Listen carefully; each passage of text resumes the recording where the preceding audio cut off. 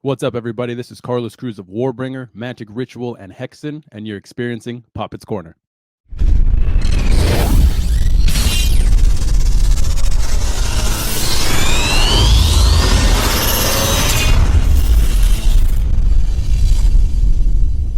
What's going on, everyone? Cool. Welcome to another episode of Poppitt's Corner. I'm joined today. You're like the Jackie Robinson of this broadcast now. So I hear. So, Mr. Rick, fucking Rangel. That's what I'm gonna call you because I can't pronounce your last name. Apparently, it has got some like cool judo kind of words to it. Rangel. So, Yes. from Fuel by Fire, how you doing, man? Thanks for coming on. I appreciate I'm it, doing dude. Okay. How are you doing? I'm doing good, man. I'm stoked to have you on today's show. So. I'm stoked to be here. Absolutely. So the basis of the show, I'm going to go through your entire discography, your entire career. So if you'll indulge me, let's get started. Sure. Cool. What you call? When was the first time you heard music? Seriously, that's when was the first time that you remember just hearing? Do you remember the first time you heard music? No, I Yeah. don't. But like as a kid, like the first kind of music. Honestly, okay. So, I guess Spanish music my parents would play. Romanticas, that kind of music. Sure. But I remember as a little kid, riding in the car with my uncle, listening to KRF 101. Back when they played good classic, like 60s, like Beatles type era. Yeah. Like I specifically remember listening to all that good 60s music back then, and it really didn't come to me at that point. It was just kind of like, oh, this is music, cool. It wasn't until later in life where it really I had to discover it on my own, Right, but so what about that kind of style appealed to you? Was it the sound? Was it the... I don't know, man. So I remember I heard the music, but it never really I never looked into it. I was still a little kid. What I do remember is no one in my household was really into music. They were just into whatever was on the radio. Mm-hmm. They weren't into specific bands. They weren't into anything like that. If anything, just because my sisters were into R&B and hip hop, oldies, that kind of music, so I got into that. But it was not something that I'm gonna go research this. Oh, this is cool. Let me play. Anything like that. No. It wasn't until I would say middle school, 6th grade. I got into Rage Against the Machine, that kind of music. And that was popular. That was obviously popular back when it was... I would say that's the first heavy music I got into, mainly because it was rapping kind of. So I'm oh, this is cool. Late 90s? Yeah, I would say 98, 99. Also, what contributed to me wanting to listen to heavy music was wrestling. I was into WWF at the time. Just if you think about Monday Night Raw, the intro was always ECW had that cool theme song too. Yeah, and did you know that intro? I had the album, the WWF Volume 1. You had Scott Ian, Gene Hoglan was on that. There was this Motorhead, and I don't know if Motorhead was in the first one. I'm talking about 1990 something. Anyway, that steered me towards heavy music. So then a band I was even into Blink-182 at a certain point. It wasn't until after that skateboarding came into the picture. Skateboarding was a mix of all kinds of different music, and it was Tony Hawk's Pro Skater that exposed me to different kinds of music, huge, punk. Dude, I had Rage Against the Machine on it. Yeah, there was punk. I was just dude, this is awesome. Ska that it yeah. had. And skateboarding got me into that. So what was this? Oh, there's a skate video, Misled Youth, by the company Zero. Okay. Skateboarding at a certain point was my religion. From the ages of 12 to 15, it was nothing else. It was skateboarding. And that skate video was my Bible. I watched it every day. It had, the intro was the band Palehead. I Will Refuse. Oh, such an awesome song. And what else was on there? Like Iron Maiden, Prowler was on there, like Slayer, South of Heaven. So that exposed me to that music. Now, were you watching it for the music, or were you watching it for like the actual skating per se? Everything, man, together. That's the thing about skateboarding. It was just like you could call it a sport, you call it an art form. You know, it was just one of those things where everything just blended together perfectly for me. It's like surfing too. Yeah, I guess. Almost. I mean, Yeah. I don't surf or skate. I used to, so I'm definitely Surfing? skating. I used to skate. Yeah, Nah, I wasn't very good at it. Yeah, too scared to go out in the waves. Yeah, I'm not a good swimmer, so yeah. snowboarding is my shit. I love snowboarding, Oh. but I never got into the culture of snowboarding. It was more No. the skateboarding was my thing. It's like cool to do it once in a while, and then you get Yeah. over it. Yeah, But so, how did you move on from, I guess, listening to heavy music as opposed to when you first picked up your first instrument, and kind of what was your first instrument that you actually played? first instrument I played, I think, was a guitar. It was an acoustic guitar, but I had just picked it up. I didn't learn anything off of it. It stood there. It was my cousin's guitar. He went to the Army, and he left me his guitar. And I was like maybe 10, 11 years old, and I regret it now. I was always curious, but I didn't want to, teach myself or tell anyone I wanted to learn. So it just sat there. And it wasn't until my 15th birthday where I was bugging everyone in my family. I'm like, I want a guitar. And they bought me a Squier Fender, one of those combo packs that came with like the amp, the free amp? Yeah, the little amp or whatever. So it wasn't until then where I actually like sat down and wanted to learn the instrument. And what was the catalyst for you picking up a guitar as opposed to a bass or drums or? Okay, so I always liked the guitar. What happened was, so I met Carlos in middle school, but we didn't really like become friends until high school. Oh, Carlos Gutierrez. Yeah. Okay. Yeah, so him and Sal were into the same kind of music. Sal of Formulae of Execution. Yeah. Okay. So they were into the same kind of music. They were the BMXers and we were the skaters. So, but we used to hang out together occasionally. And it wasn't really until like I would wear my band T-shirts to school. There was nobody else. It was just really us three.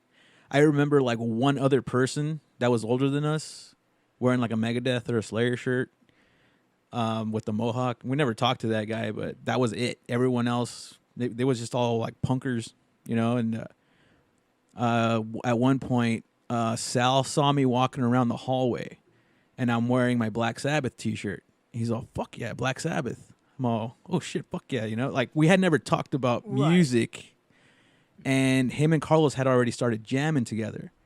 And since he saw me with the Black Sabbath T-shirt, he's like, hey, you should come check us out. No, do you play an instrument? And I told him I played guitar. I didn't really play guitar. I just said that. I was just like, yeah, I play guitar a little bit, And he said, go to Carlos's house. And I live by Carlos, like a couple blocks away. And I was like, yeah, sure, I'll show up.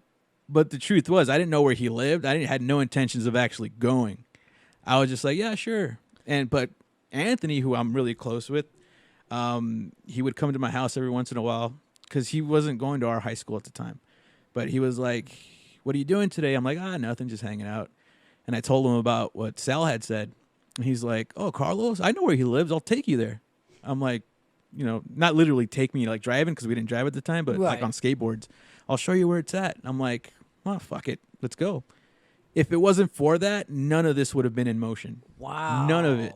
There's certain things, man, where I trip out because things like serendipitous. You're just like, this wasn't supposed to happen, and it led to me here right now. It's weird.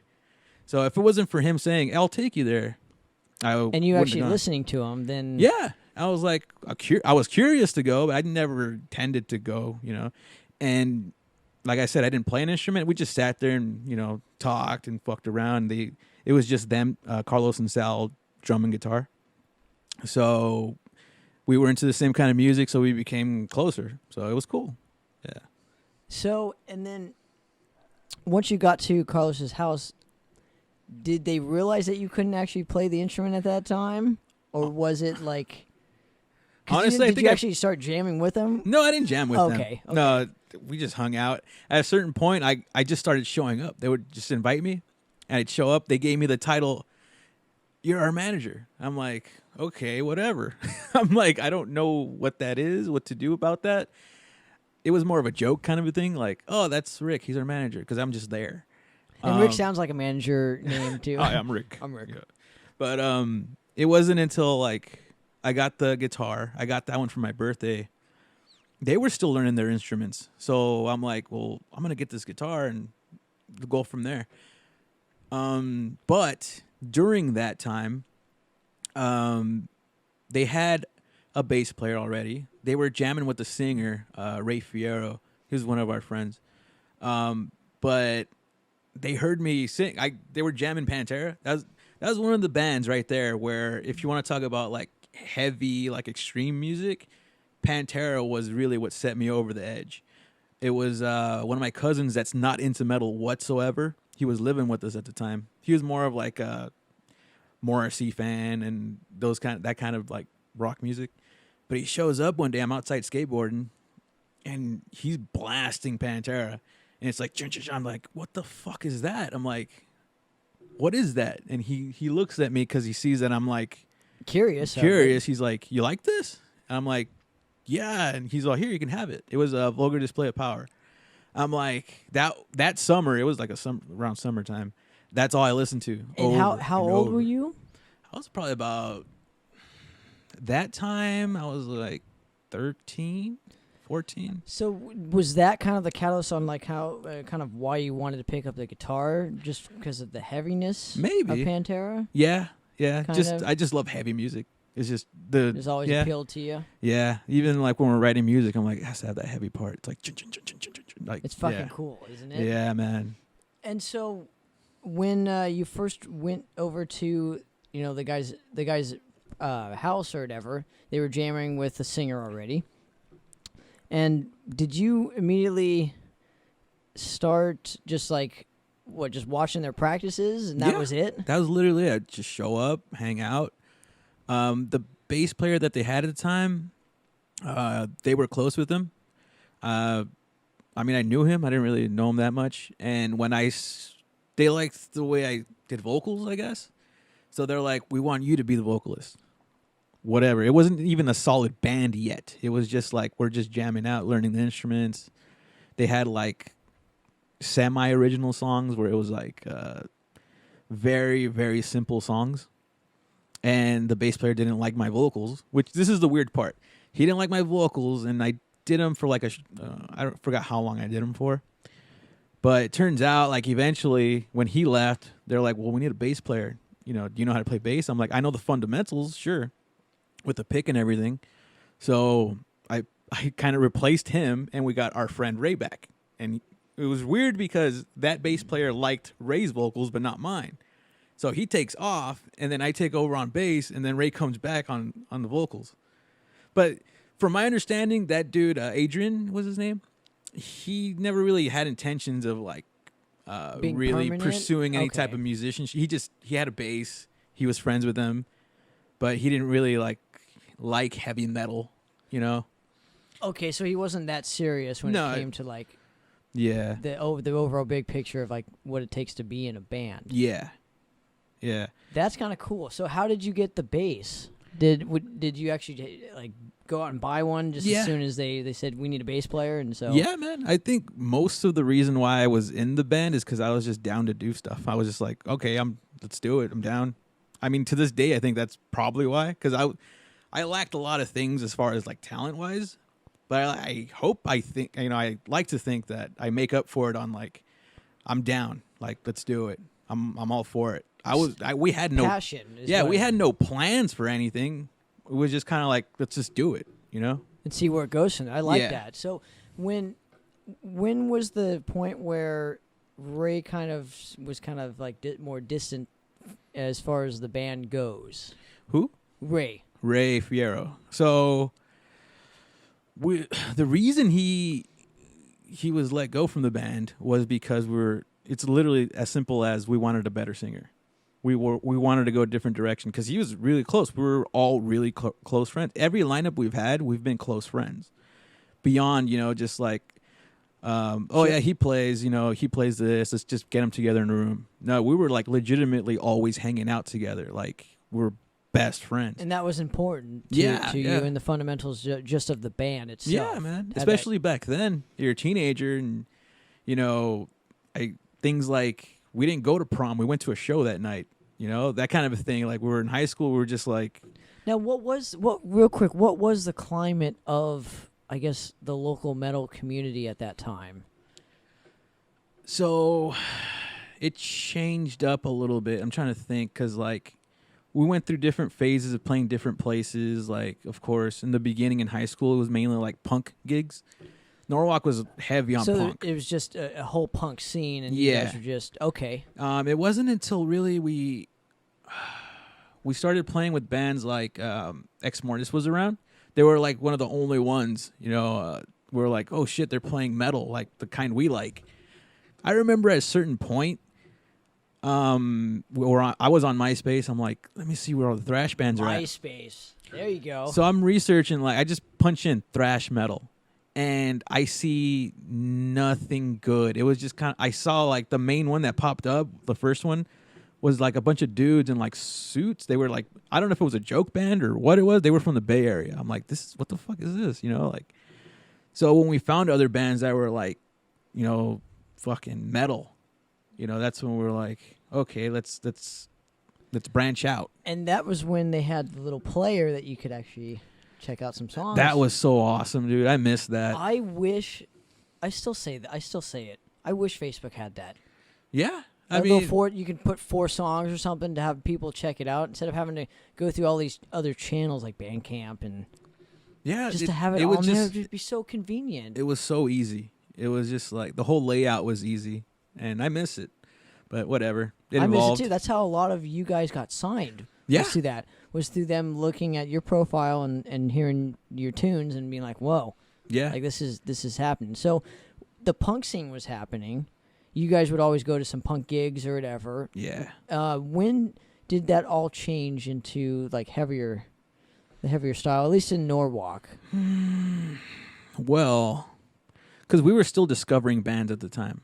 And a lot of these guys that were into punk were also into like thrash metal bands. I remember some of the guys in high school that were punks, they were like, you ever listen to Nuclear Assault? We're like, Nuclear Assault? Who's that?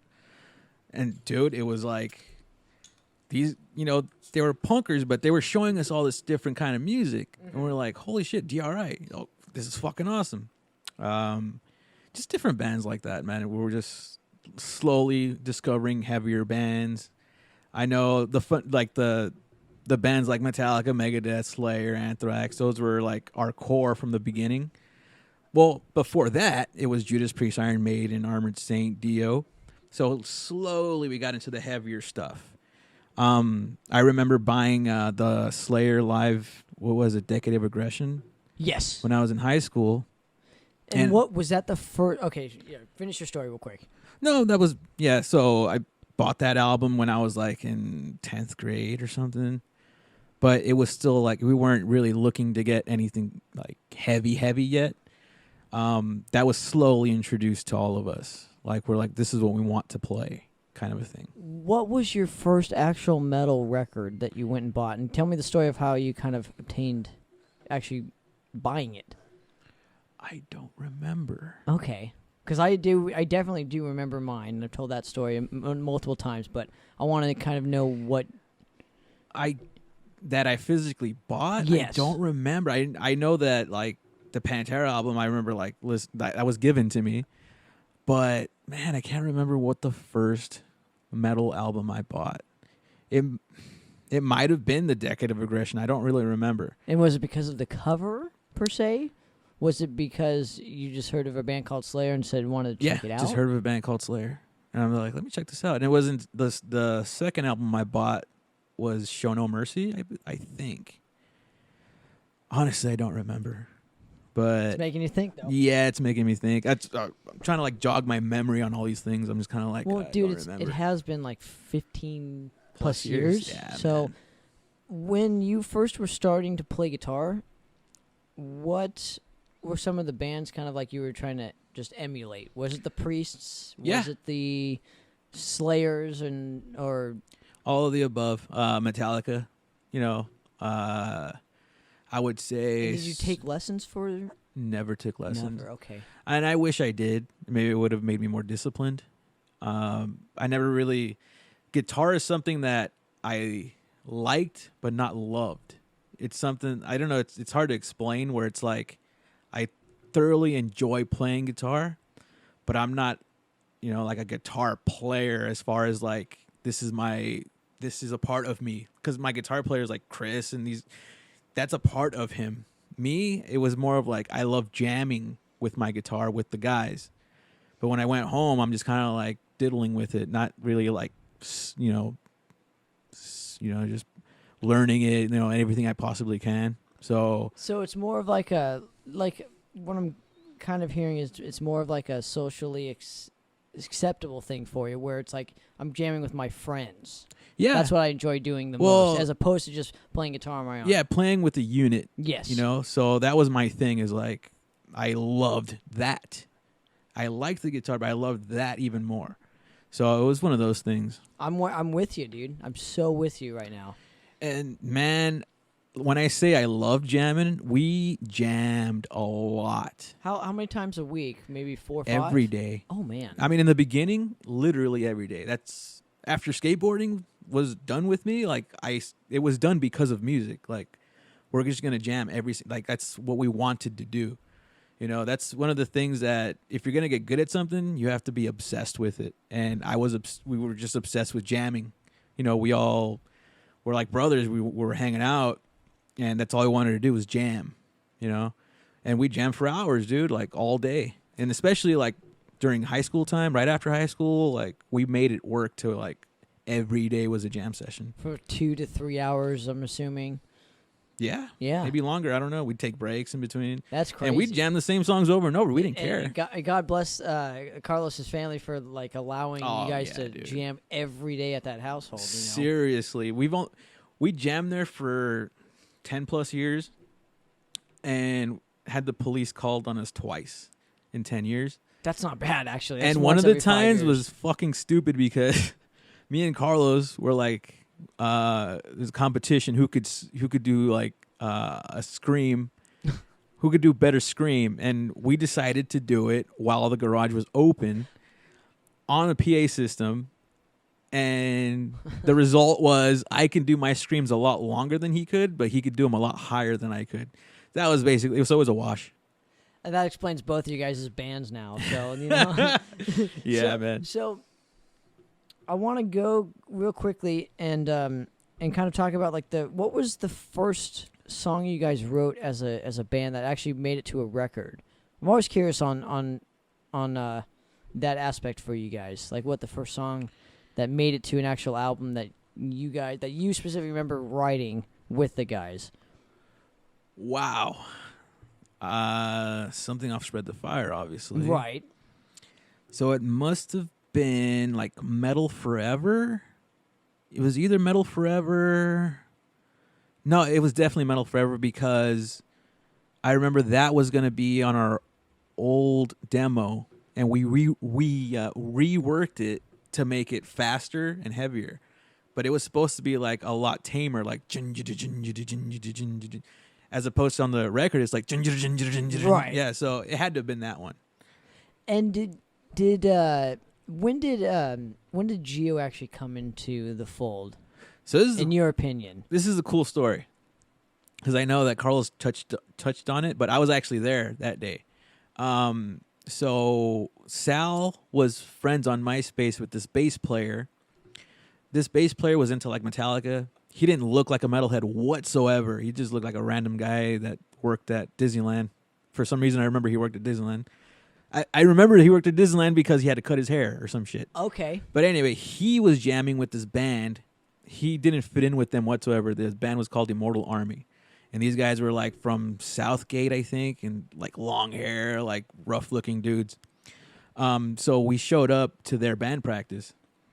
And in the middle of their practice, Gio shows up out of nowhere, and they didn't really know him. One of the guys from the band met him on the bus, and just kind of told him like, "Hey, man, I'm in a band. We jammed. If you want to show up, show up." And back then there was no GPS, so I just kind of assumed he found a way to get there somehow. This fucking guy shows up with like a bottle, water or soda filled with beer, and I'm like, "All right." You guys are what, 15 years old at that time, or 15, 16? About at that time, it was probably like 16, 17, and he was about a year younger than us. And so he shows up, we're hanging out, talking, and he's into the same kind of music as we're into, which was really cool because we're just meeting new people that, oh, you're into like Metallica, Megadeth. But then he said like Testament. We're like, oh shit, this guy knows thrash metal, like for real, like, because everybody knows Metallica, Megadeth. But then he got into like, we were by Sal's truck, and we were playing, what band was it? Overkill. So we were playing Overkill. He's like, fuck yeah. And we're like, oh shit, this guy's a real deal. At the time, it was hard to find metalheads like that. And so I think we just kind of left it at like, so we had just kicked out the guy like a day before or a couple days before. The guy who's the we guy? don't name him. Okay. He doesn't deserve to be named. Okay, cool. What instrument did he play? Give me that. He was at a least. vocalist. Okay.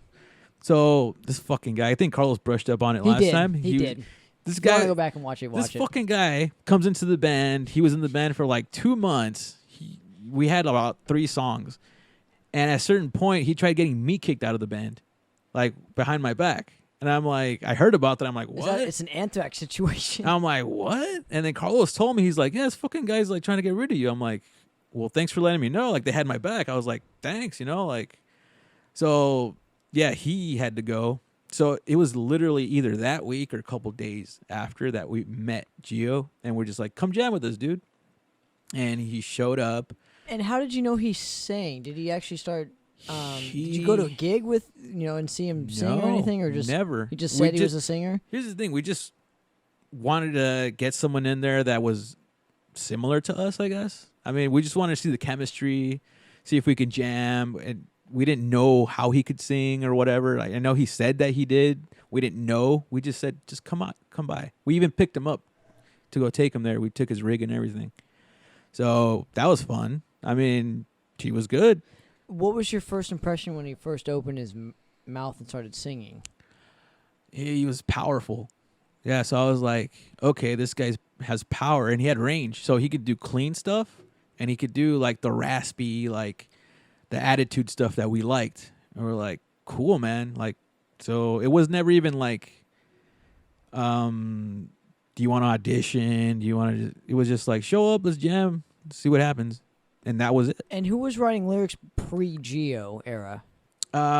So it was, I don't remember. I know that the demo that we wrote, the new guy, the Life, Death, and Fueled by Fire demo. Yeah, or the Life, Death, and FBF.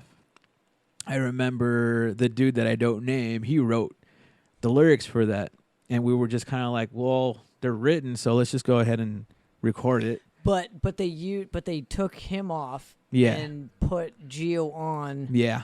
The demo. Yeah. For good reasons, obviously. And was that initially? Because I might have asked Carlos this, but I'm forgetting. So you're here now. I'm just going to ask you. Was that the initial first time you heard him sing, like on a recording? Yeah. Instead of. Yeah, but we had a lot of faith in it because he was good, man. Like, he was very good at accenting things in a song.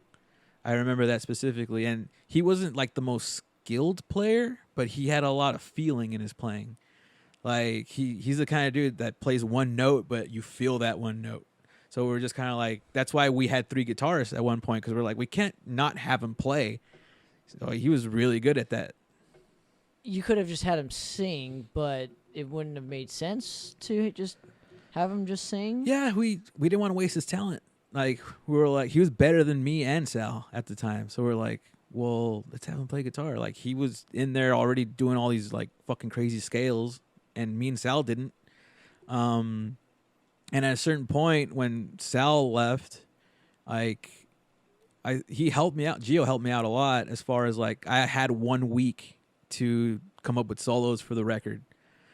Well, we'll get into. I want to get in. That's way later. Yeah. So what I wanted to focus on was like the demo era and how Gio kind of came into the fold. So, give me real quick on your recollections of recording at Love Juice for the demo.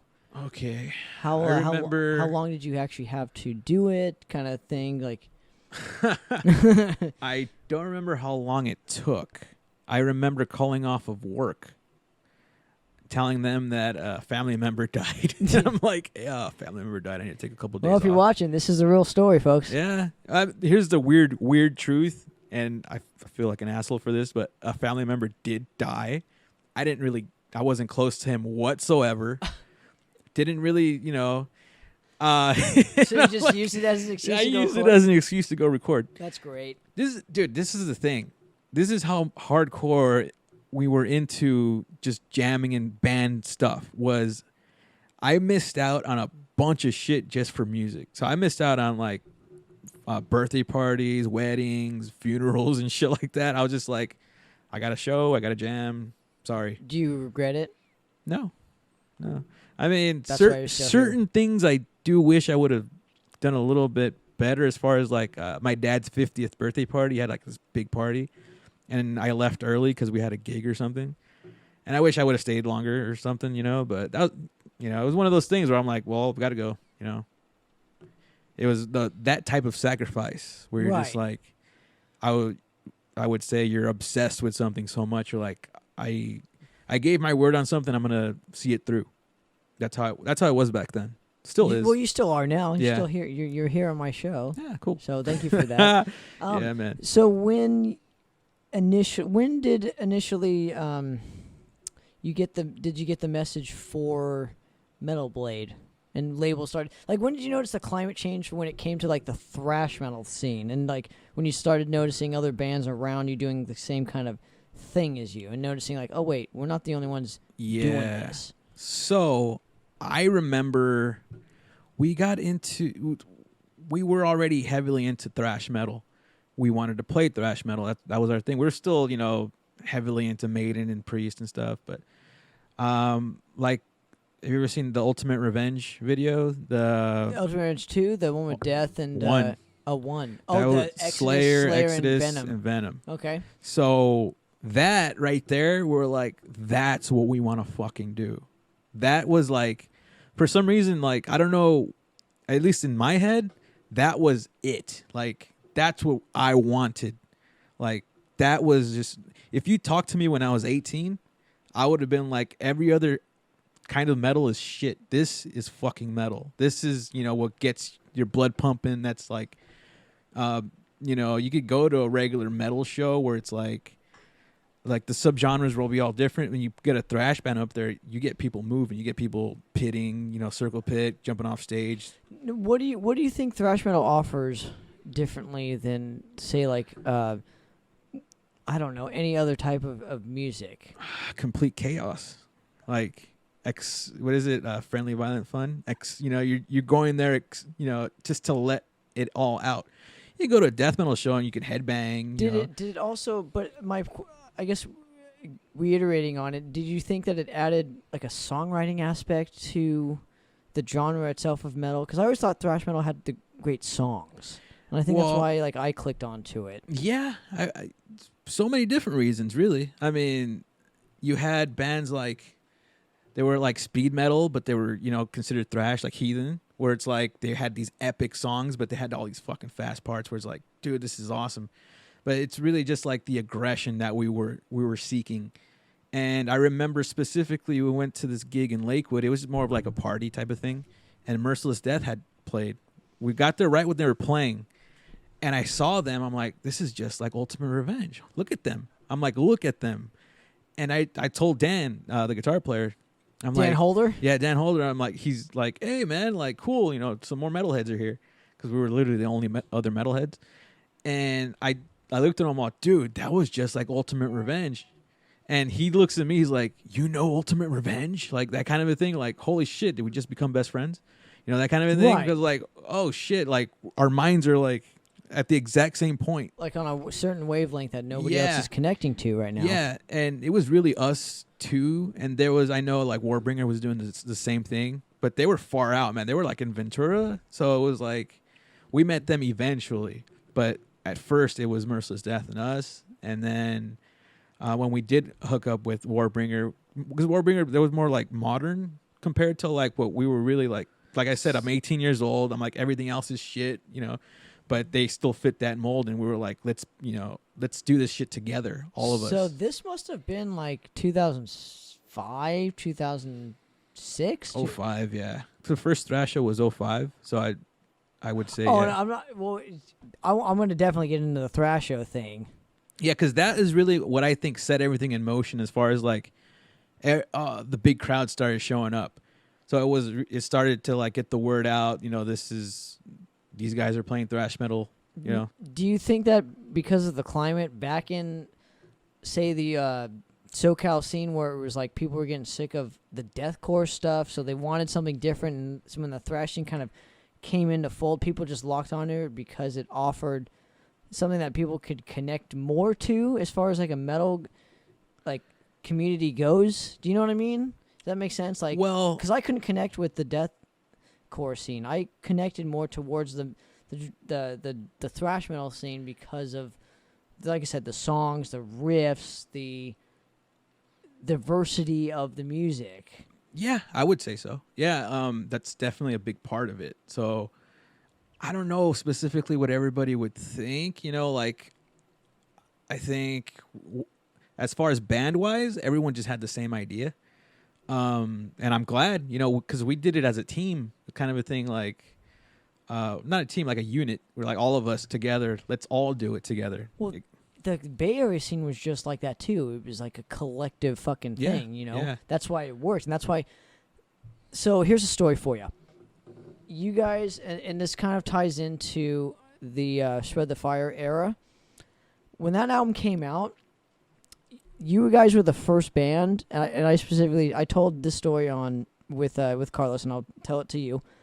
I was working my first job, and it was with my dad at his law firm, and he has satellite radio. That was like the new thing. Remember when satellite radio was like the, you know, and I think it was on Liquid Metal. It might have been called something else back then. Don't remember what the station was called, but this is the DJ on the broadcast goes, here's some brand new music for you.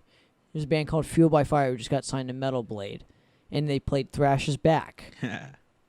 So that was kind of the anthem to the whole community. But I remember going into my dad's office and saying, "Hey, these guys are local. I know the band." Like I didn't know you guys at that point, but I had heard of you guys because you were local, and I was like, "Fuck, it's like something's happening that's different," and it was just so cool to see that. And I think that was really the anthem to the whole movement, was the Thrash's Back song, and I think that's why people connected with it so much. That's awesome. I think I look back at that song and I'm kind of like, that song was describing a show, one of our shows. Literally, that's what it was. So later on, I didn't name the song. I think it was Gio that named the song. But I would have preferred it just called Thrash Attack, you know, something like that, because you get the smart asses that come up to us like, when was Thrash gone? And I'm like, well, where the fuck were you at? You know, you were fucking in diapers when this shit was still, you know, not... seriously, there's all these young people like, well, when was Thrash gone? I'm like, dude, where were you when fucking, you know? It wasn't gone. No. It just wasn't prevalent. Right. That's the difference.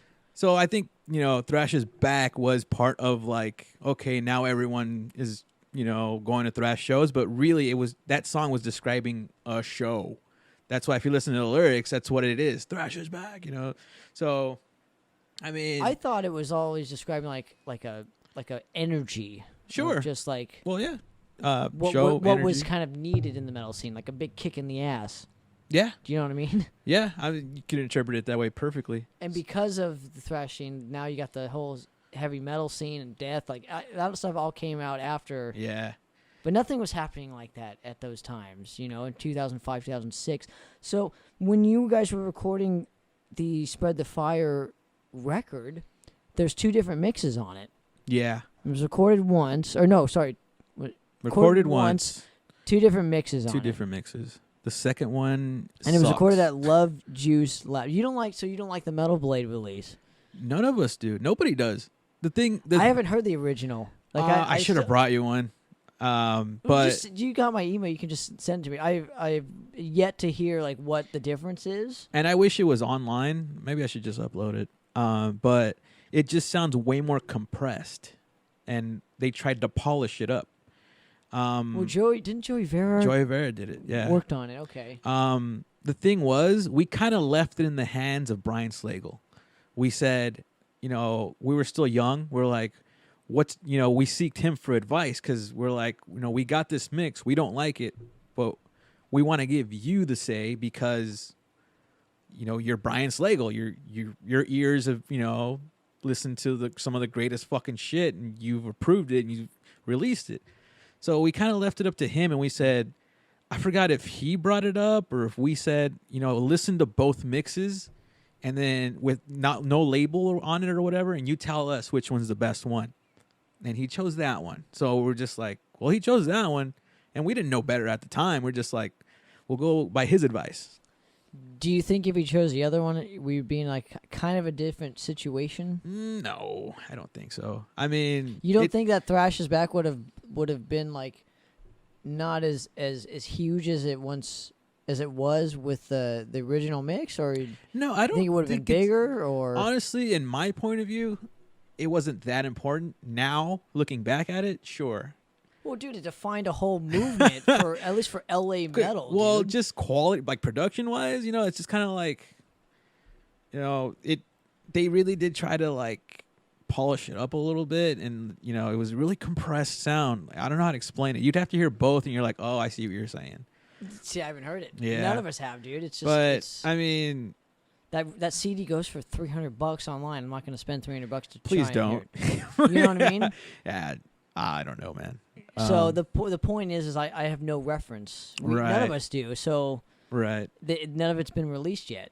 Right. Or ever, or if ever. I don't think we can, but maybe we could just release email. it for free. Just send it out. I don't know. You got my email. Yeah, and it's funny because we made 100 copies, and I kept 3. And there was only one time this guy in Germany, we were at the Keep It True Festival, and those are hardcore fans. One of these guys was like, you have the original and you have numbered. I'm like, yeah, you know about that? Cool. Like, he's like, can you please give me one? I need to have it. And I'm like, I saw the look on his face. He's like, I'm a collector. I want it. And I'm just like, I'll send it to you, dude. Don't worry about it. I gave him a numbered one. I'm like, here you go. He lived like in Greece, I think. Wow. I didn't know the guy's name. I was just like, if you really want it, dude, just, send me a message online. Send me your address and I'll send it to you. And I did. That's awesome, dude. So I still have 2, I think. We all kept one. I don't want an original. I just want to hear what I want. All right, right on. Do you know what I mean? Like you can keep that stuff, but just send me some stuff. I'd love to check it out. But when you were recording the record, like what was the hardest part for you? Because that was kind of your first instance in like in a studio that was recording, a long period of time, as opposed to not really. Because we had just recorded the demo on there, Life, Death, and FBF, not that long beforehand. It might have been. I don't really remember the timeline. But since we had already recorded at that same place, it was kind of like business as usual. Show up. We were, we had a few different engineers, I remember.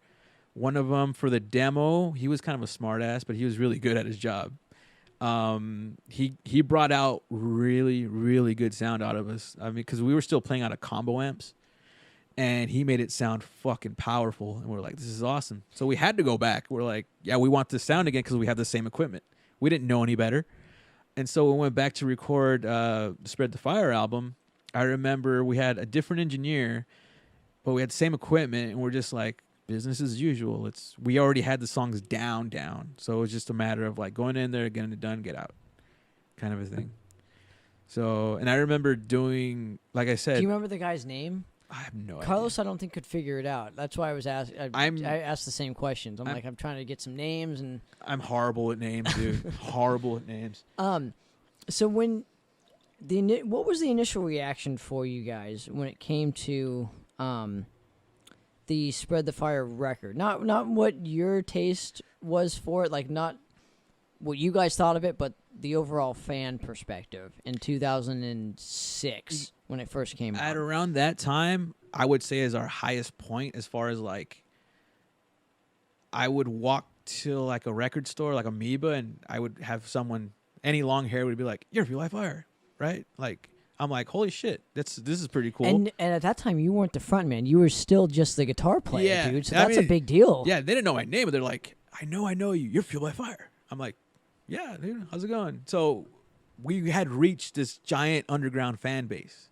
So when that album came out, everybody loved it. They were just like, these are the songs you guys have been playing live, you know. So it was one of those things that it was awesome. Everyone loved it.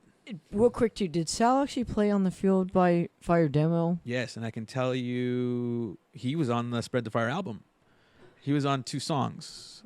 He played... Which ones were they? Carlos couldn't remember which ones they were. Metal Forever, and he played Thrash's Back. Wow. The thing was, like, we were doing the guitar tracking, and at a certain point, like, my rhythm wasn't that tight. And I remember at a certain point, like, Gio did one whole tracking, and I did a second one, and Sal was just hanging out, like, just because he's part of the band. So, like, a part in Thrash's Back where it's like the... Like, I'm like...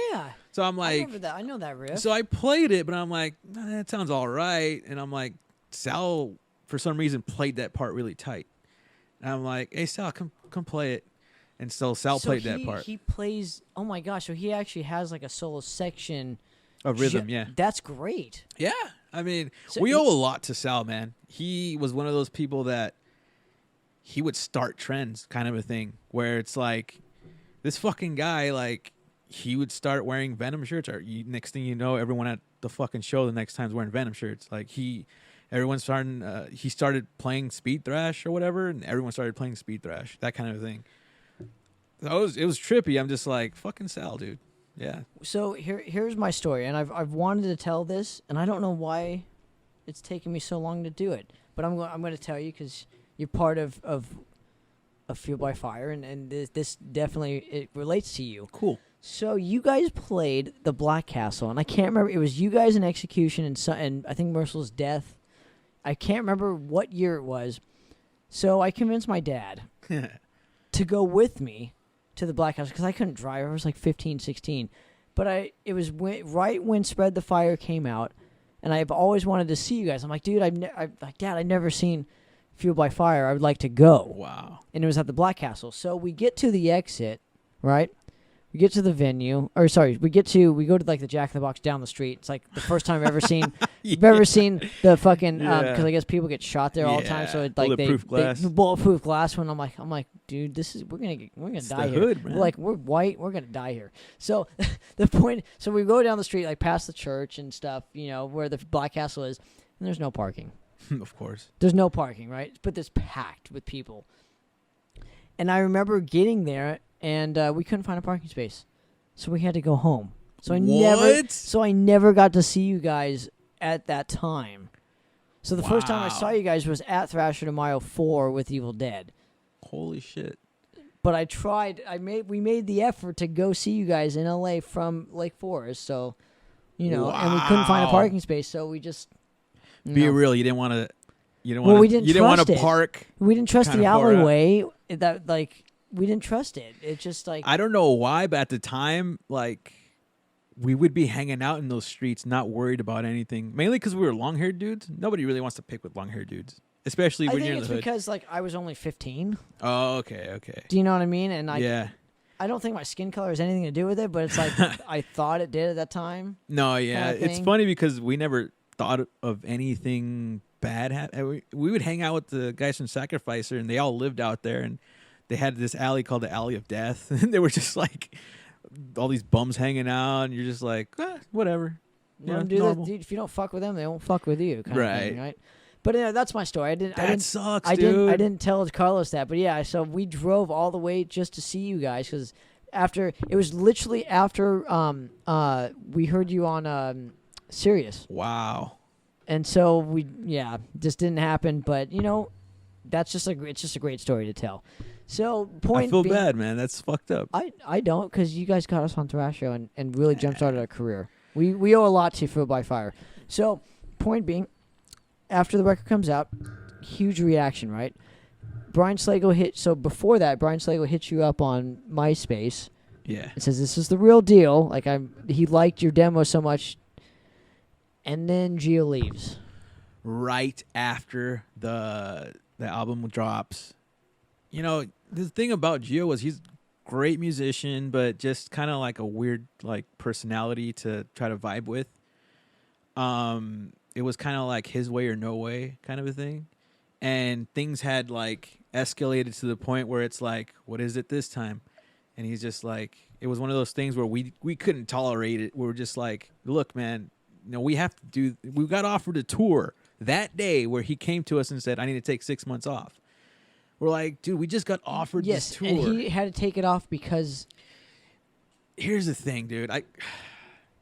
He was in the hole financially, I guess, and he was trying to get out of it. But his reasons were, I don't know, like, I think we could have worked around those reasons. He just wasn't thinking in a bigger picture type of thing. And no matter, I practically, to walking him to his car, I'm like, dude, just think about it. Just fucking don't quit. Because, like, he quit. That was the thing. We didn't kick him out. We kind of just said, look, it's either, we do this, we have to do this. He's like, no, well, he gave us an ultimatum. And we're just like, no, we're not taking it this time. This is what we want to do. And he's like, well, I quit. And we said, well, fine. I don't know if he thought we were just going to be like, all right, never mind, because we had done that so many times before. We're just like, all right, we'll whatever you want, we'll do. So we're just like, no, we have, because how many times would it have happened after that?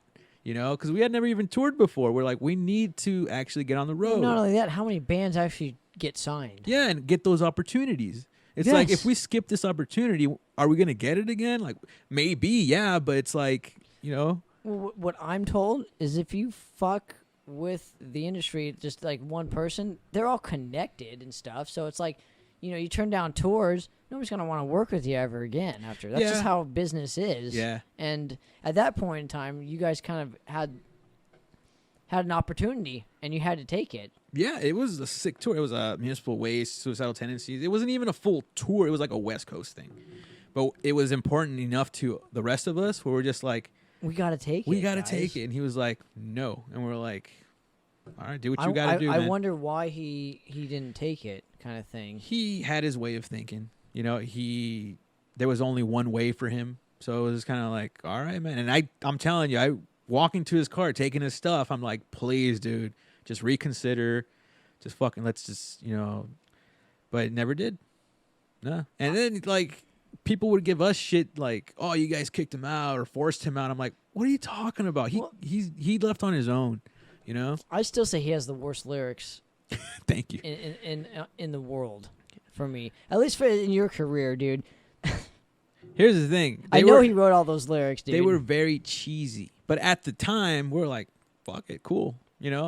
Looking back at it now, it's like you have to, but you had to step in and sing those songs. Yeah, man, and some of the lyrics, I'm just kind of like, well, that's why you don't play those songs anymore. You don't play. There's one specific song you don't play.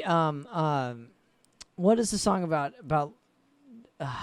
Betrayal. Yes. That song, and I'm like looking at the lyrics and I'm like reading. I'm like, this is pathetic. Yes. Like, you could have made something cooler than this. Like, you could. That song would have been really good if it had different. Yes, dude. There's like cool riffs to it. I'm just like looking at them, like the lyrics are really, really dumb. They don't hold up for me at all. And like I said, I know you're here. I'm sorry. I have to tell you, dude, because like I'm a fan. I wouldn't give a shit if I wasn't a fan. Well, check it out. Like, we wanted to go into a darker, we wanted to write more aggressive, darker, like Slayer type of lyrics, So when we presented that to him at the time because there was cover songs that we wanted to do that he didn't want to do for whatever reason. Like, when I play Antichrist, let's cover Antichrist. And he was just like, no, like, I guess he was a Christian, I guess. I don't know. Like, I'm just like, dude, it's a cover song. Like, just play the song. He's like, no, it's too evil or whatever. I don't know what his deal was, but honestly, like, when he left, it gave us more freedom to write what we really wanted. Because collectively, we all wanted to write darker shit. And he was just like, no. What moment was it for you guys when you gave him full control? Maybe I'm wording this wrong, but just bear with me real quick. When you gave him full control of actually writing all the lyrics. Because he was kind of like still the new guy. Yeah, but it didn't matter. Like, we gave, if you're in the band, you're in the band. Like, even when Chris came on board, we're like, you know, here's the car. The keys are here. We all own this car. Here's the keys. You know, so it was just a matter of everyone was free to express themselves. Gotcha. So if I didn't like what he was writing, you know, I would speak up and say like, hey, you want to change this? But most of the time I'm like, oh, that's cool, you know, without really paying too much attention to it. But that was basically it. It's like, you're in the band, you know, everybody has a say. And that's part of the chemistry, whereas like Carlos is like the main conductor. Like, he creates most of the music. When Gio came in, he collaborated with Carlos. When Chris comes in, he collaborated with Carlos. So Carlos is the main music writer. So why don't you, musically speaking? I never had confidence as far as like my riffs. I out of all 3 albums, I would say I have like 4 riffs total, 5 riffs. Because you only do most of the lyrics. Yeah, that was my thing. Even for Spread the Fire album, like, it was Gio writing the lyrics, but it was all of us sitting there. And so we'd all throw out ideas. I remember I would throw out idea like, oh, named that Massive Execution. Like Massive Execution. Yeah, so like song titles, we'd all throw stuff out there, and then we'd write from there. I didn't ask this either. How did your buddy Anthony, who drove you, who skateboarded with you to Carlos's place, how did he get in the fold there? Awesome. Okay, Anthony. I don't mean to keep going back. It's just like so check this out. We were looking for a second guitar player, and I played bass at the time. And it was literally just like, I have a guitar. I know how to play basics on guitar. Let's just find a bass player. Anthony was always around. All it simply was is, do you want to be in the band? I wonder if he played bass before. I want to get him on the show and ask him. No, check this out. So we both got a guitar around the same time. So he knew the basics of guitar as well. So all you really need to know are the basics, really, just to comprehend the instrument. And so we asked him randomly, because we tried jamming with this older dude, but he wasn't really that good at guitar.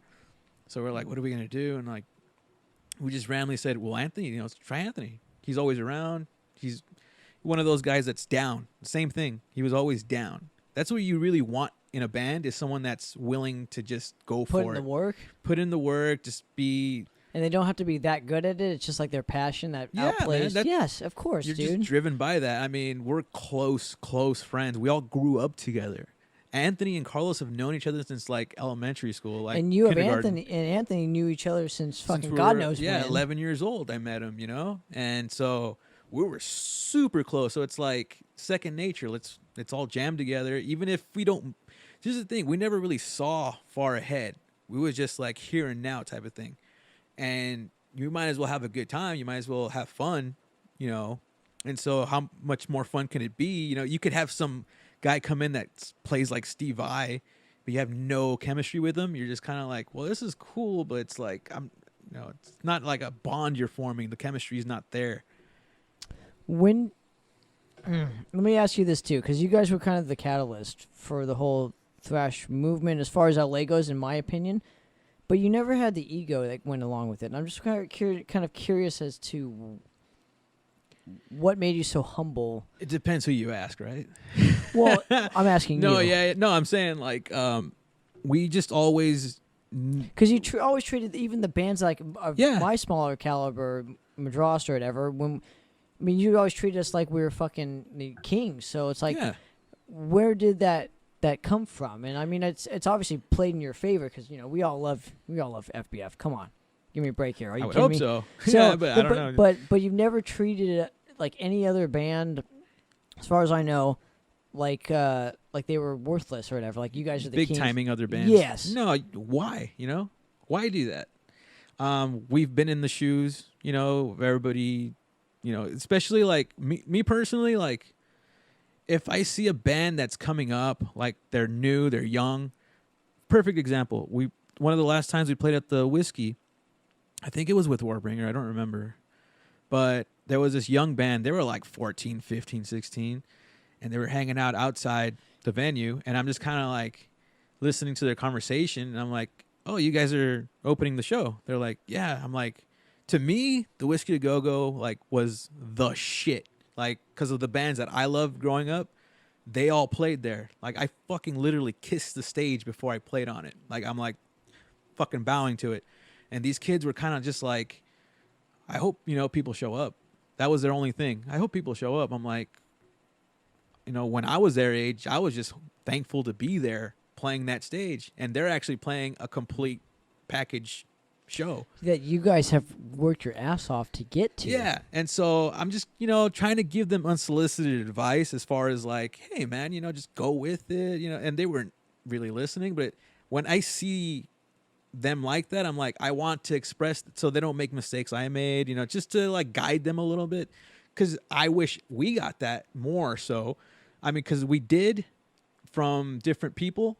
And I know that they didn't have to do that to us. I mean, guys like Dan Dismal, Church of the Day. Love him. Yeah, big man, that guy helped us out so much just with the knowledge, just giving us, advice and whatnot. To this day, I fucking love the guy. Guys like him and the guys that we look up to as far as like in music, like at one point we're talking to like Juan Garcia. Who else was it? Neil Turbin. We were at a show and we're like asking him like, hey man, like I remember asking specifically like, what's the hardest part about being in a band? And both of them are like, keeping the band together. They're just like, giving us real, love, advice, respect. That's what it's about, so that you want to give that back. Why not? But there have been times where it's like, why is Fuel by Fire like, shining us on from other bands? It was misunderstandings is what it was. Because I could tell you, like, I love the guys from Bonded. Fucking Aladdin. Well, Jose. He doesn't like to be called Aladdin. Love the guy. We call him Aladdin. He's not here. He's not going to say shit. I know he's listening. I know he's but listening anyway, too. We weren't, like, Hose close. B is what people call him. We right? weren't close with each other in the beginning. Mainly because, like, we saw them as, like, more modern thrash metal. And we were like, that's not true thrash. Whatever. We were fucking 18 years old. It was stupid. But, we got to play shows with them, got to know them, got to tour, mini tour with them. And so we became tight after that. But little things like that were just kind of like were petty at the time. Didn't happen very often, but it did happen. So, yeah, but always try to help out other bands, no matter what. Any musician, any type of advice, give it to them. Well, the other best thing that you guys did that I really gravitated towards, and when I talked to Carlos years ago, was that somebody, like a fan or a band, told them, don't wear older band T-shirts. Like, wear shirts that are, like, prevalent in your time period to where you're supporting, like, other bands. Like, you wear Madras shirts or something. Yeah. Like, support what's happening now. Always, yeah. So I always appreciated that about man. Fuel by Fire, because you guys were one of the only bands that still do that. Yeah, dude. Like, we made a fan in fucking France because Anthony was wearing our shirt. That's awesome. And it's just like, oh, that's super cool. Why not do that? Why that's not? why that was my whole point to like why I brought up. I'm like, why I asked you guys why you're so humble and stuff. So it's like, that's cool to me. That speaks volumes over a band that's so-called made it, and a lot of people like them, and they don't really support kind of thing. Yeah, I don't understand why they would do that. I mean, There's I don't tons of them, relate. dude. Yeah, I don't relate. I mean, I'll support even like a Zero Death Metal Productions. Like he would give me a T-shirt. I'm gonna wear that shit, and he's just he's a roadie, a grip, and all that. I'm gonna support it. Why not? Give me the story. So after Spread the Fire, Gio leaves. Chris, when he came into the fold, you guys met him on MySpace, because I know I remember the post where it was like, "Hey, we're Fuel by Fire seeking, new guitar player." I almost put in for that. I don't think I would have made it, but I was like, "Damn, wow. I kind of want to try out." But I remember the post where it was like, "We're trying out a new guitar player. These are the requirements," kind of thing. We were looking for a guitar player vocalist. It just so happens that he only played guitar, Chris. His friend called Carlos or messaged him saying, like, "My friend is really good.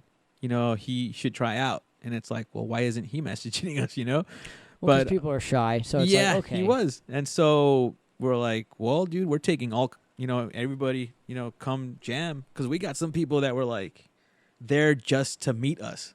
Like, I'm like, what the fuck are you doing here? Like, they just showed up. There was this one dude, like, all fanboying out. I'm like, what are you doing, dude? Like, we're normal. Like, oh, man, I can't believe I jammed with Fuel by Fire. Like, I'm like, bro, we were here to try out. We were hopefully, and he was no good. He was just there to hang out. So when Chris came along, man, it was like, I think the best way to describe him was like, somebody even told him, "You're a prodigy." He was a fucking kid playing this crazy style, like, guitar. And yeah, we should mention that. So he was only like 13 or no, sorry. I think he was 15. I think he had just turned 15. Carlos says he had just turned 16. I know he's like 4 years younger than me, and I'm younger than the other guys. So he was a kid. And the only other person I can say that's like that is Jadran from Ex Mortis. That dude was like 13, 14 years old, fucking ripping guitar. I remember sitting there thinking, how old are you, man? So I'm getting him on the show. Oh, I've already locked it in. It's going to be great. I'm going to get him and Mario. Going to do it. First time I'm going to do like a duel. Oh, that's awesome. Because the Ex Mortis story I would love to get. Oh, dude. And we've known those guys forever, right? And like, so yeah, he's the only other person that could say like was a prodigy like that. Chris came along. I should have said you said hi or whatever yesterday. I saw him. I see him all, when I see him, it's always cool. I know. I always run into him for some reason. So, but like when Chris came around, dude, it was just like, we need this guy in the band. I didn't know how old he was. I just assumed he was like 17, 18. He was a teenager. And so he played so well, like he learned so fast. We're like, he needs to be in the band. And it was actually really, really cool because since me, Carlos, and Anthony grew up together, and we're already older, we were like 18, 19 probably, and here comes this kid that's 15, so he grew up with us as well. So all those adolescent years were all spent together. So we got that bond together. So, I mean, and he's another one that was just always in. He was always down, like no matter what. That's what you want out of someone in a band that's just willing to do whatever. It's like, let's do it. And he was one of them. No. When did you leave Metal Blade? We left Metal Blade as soon as the new lineup was complete. And it was funny. With Chris? With Chris. So the way that I started doing vocals is I didn't want to do vocals, to be honest with you. But didn't you do it previously? Carlos had said something like you only sang or whatever. It didn't at really one point. count, though. It was like Really very early on. Like I'm talking about the lyrics were shit. It was more of like I was trying to imitate that wasn't the point. Phil Anselmo. But that wasn't the point. It was your vocal ability. That's why they asked you to sing or whatever. And I'm glad, dude. I'm honestly like happy that that's what kept me in the band, I guess. Like back then in the beginning, because I'm like, okay, they like the way I do vocals, cool. But it was our friend. Well, he became our friend eventually. Christian from the band Premonition. He auditioned. Oh, like, he's a great dude too. He's one of those guys that's all in too. But the guys didn't like that style of vocal. And to be honest, when we sat down and we were like, ooh, this is actually how I started doing vocals, is because somebody would come in to try out, and then to help them out, I would do vocals while playing. And so I'm like, I know all the songs in and out, so I'm just like doing the vocals, whatever. And so I guess Carlos liked it. And so he saw it as an option at least. And so when it came down to like, who do we, because there was Christian and some other guy. The other guy I didn't want, he sounded a lot like Pony from the Violator from Brazil. Oh, okay. And that they okay. loved him. I'm like, I liked it too, but I'm like, it's too similar. Like, and this guy kind of had already like obligations. He had like 3 kids or something like that. So we're just kind of like, they wanted him, but I was like iffy about him. I actually wanted Christian in the band. If it came down to me or him, I kind of wanted him. But he had his style where it was like more of like what's it called, Max from Sepultura. That's his style. And I thought it mixed well, but I guess the other guys didn't see it that way. They said, I left it up to them. Do you guys want me to do vocals? I'll do it. I'm, again, just down. Here's my problem with you when it comes to vocally speaking. Sure. Vocally, you're amazing. Frontman-wise, you're a little stiff for me. Yeah. Yeah. So That's an honest critique. Here's the thing. I'm your friend, dude. So I'm going to elaborate real quick. So I'm not that much of a dickhead. I always loved your vocal style. I was always frustrated with how you turned over the crowd because you kind of just stood there, and I always wanted more like, I guess more like kind of not walking around, more, engaging in the crowd more. Sure. So I always felt like you were like vocally you had it, but like frontman wise, that's the secret, dude. It's like engaging the crowd, right? Kind of thing. And this is the thing, okay? So please don't hate me for what I. No. I think most of the people in the U.S. think that way. For some reason, well, I guess it's an obvious reason. Like we'd go to Europe, they don't know English, so when you make expressions or whatnot, they're just kind of like, hell yeah, they're not hearing what I'm saying something stupid. It's and they're foreign to them, yeah. Yeah, so I could be saying like something stupid, and they're like, "These guys are amazing, the great front man, whatever." They just get riled up. So I'm just kind of like, "Well, it's different from the U.S. They don't necessarily care as long as the music is great, the energy's flowing, the good vibes." That's yeah. Yeah, but that's really what it comes down to is like, I think personally, I don't know, but that's why I think we had bigger success outside. Oh. Honestly, I think when the switch came from Gio to me, everyone looked at me like, well, this guy, like, well, he's just a rhythm player, like, and so. See, I thought of it as like vocally you were much superior. Just frontman speaking, I didn't think you were really? superior. Yeah, no, vocally because they're two separate things. Yes.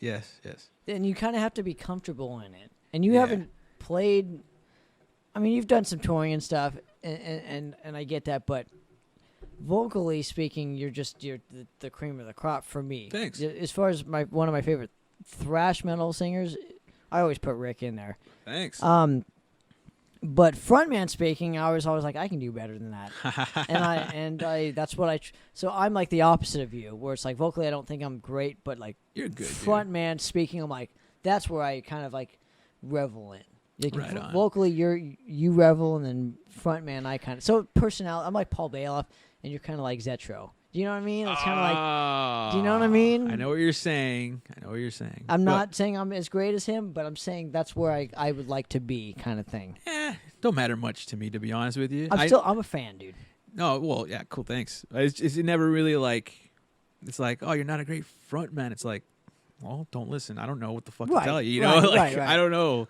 But it's one of those. But how hard was it for you to translate into just the guitar player into being just the guitar player frontman? Like, what was the first show where? The first show, I guess, it was at the Showcase Theater in Corona. I remember it was my birthday, my actual birthday. Wow. And what year? Give me a year. 2006 or 7? 2006. Yeah, it had to be 2006. And I remember for some stupid reason my strings were all blue. I bought the blue ones with the coated crap on it. Something like I was just like, I don't remember. I've never been nervous for a show, but I was just kind of like, well, this is different. I don't know. And I kind of just lose it sometimes where I just blank out on stage and I just go. Maybe that has something to do with I don't really focus much on anything. I just go. I don't have anything pre-planned. I don't have anything, I remember the guys would try to coach me, like, you should say this, say that, or, in between. I'm like, I guess, I never really pre-planned anything. But I remember it was exciting. And I remember we got a live CD afterwards, I think it was, or a live type of tape. And we drove off listening to it. And then I'm like, that's what I sound like? Okay, cool. Like, do you still have that tape? I'm sure Carlos has it somewhere. That would be sweet to do because I know vinyl's the whole craze. That would be sweet to put in like a vinyl or something. You know what I mean? That would be cool. Yeah. But I thought, hey, it does sound good. And then soon after, they're like, you should just do it permanently. And I said, whatever you guys want, I'm down. Cool. So when did you begin writing for the I'm going to forget this. Oh, my God. The second record. The Plunging into Darkness. Plunging into Darkness record. That started right as soon as the lineup was, set. I know that we had like one song we were working on, which was entitled Plunging into Darkness. And I know that Gio had some riffs in it. And as soon as Gio was out, we gutted that song. Every riff of his was gone. And we reworked it. And Chris, right off the bat, comes in, starts contributing, because that's what I just said earlier. Like, you're in the band, bring it, whatever you got. And so he contributed a lot to that song, and from there it just flowed. Everything flowed. So we were in, like I said, jamming, and it all came out. I don't know how long after, but it did take a long time after everything was done for us to actually go into the studio, because we had no real plan. It was more like we're jamming. Well, you had just like gotten off of the label too, so that must have been relatively difficult for you guys. And you would think so. We're just kind of like. I know you had started Annihilation Records or whatever for yourselves, so I don't know if I asked Carlos this. Maybe I did. Maybe I'm just forgetting. The why Fueled by Fire? Did they ever tell you why they chose that name specifically for? The band name? I was there when the bass player at the time, which his name was Adrian. This is the very beginning. He just randomly said, how about the name Fueled by Fire? We didn't ask what it meant. We just said, okay. And I'm like, kind of sounds like that Metallica song, like, give me a fuel, give me a fire, whatever. I'm just like, I don't care. Honestly, I remember, because we were into bands like Korn at one point, and there was a DVD. And they were talking about, like, the band name Korn is just stupid. Like, no, like, who wants to name a band Korn? It's about the band. Like, they make the name. The name doesn't make the band. And I remember because Anthony's super huge on Korn back then. And we're sitting there watching it, and we're like, he's right. Like, holy shit. But the name never really mattered to us until a couple years later. We're like, the name sucks. Let's try to change the name. Me and Carlos were sitting in the room one time, in his room, and we're like, let's change the name. And we, for some stupid reason, we're early on. We're still in high school. And for some reason, we're like, let's not change the name. People know us as this now, which we could have easily changed it at that time, and it would have been fine. And I remember throwing out names. Like, I'm like, let's name it like Calavera, like it's a Spanish word for like skull. And I'm Calavera, like the Calavera. No, well, that's Caballera. This is Calavera. That a little tiny difference in that name, but I'm just like, let's name it that. And then we kind of sat there and we're like, nah, people know us like as this already, so no. And I don't think it's the thing is, I don't like the name Fueled by Fire. Other people do for some reason. I'm like, okay, does it kind of stuck with does it flow right to people? I'm like, I'm glad it does. I'm really glad it does, but it doesn't really have a meaning behind it whatsoever. It's like Fueled by Fire. Okay, we have nothing to do with fire. There's no stage production with fire. Nothing. I think one of our demos had like fire behind it, like a fake fire, like with the logo. Well, the spread the fire. Yeah, thing had fire on his shoes. I want to know real quick how Thrasho to Mayo kind of got started, in your opinion. Okay. So when you were there, I know that the first Thrasho 2005 at the Whiskey was it wasn't even supposed to be called Thrasho to Mayo. I know John from Warbringer, the guitar player, he came up with the name. John Locks or Adam? Yeah, John Locks. Yeah. Okay. So he came up with the name randomly, I think. It was just kind of like Thrash Metal. I put it on a flyer, released it. So I think it was more of like that show happened and it was an epic show. It was us, Warbringer, Hexen, Merciless Death. Who else was on there? They were probably good too, but it was one of those staple kind of shows where it's like, fuck yeah, this is the LA / Ventura, I guess, fucking connection here. This is what it is.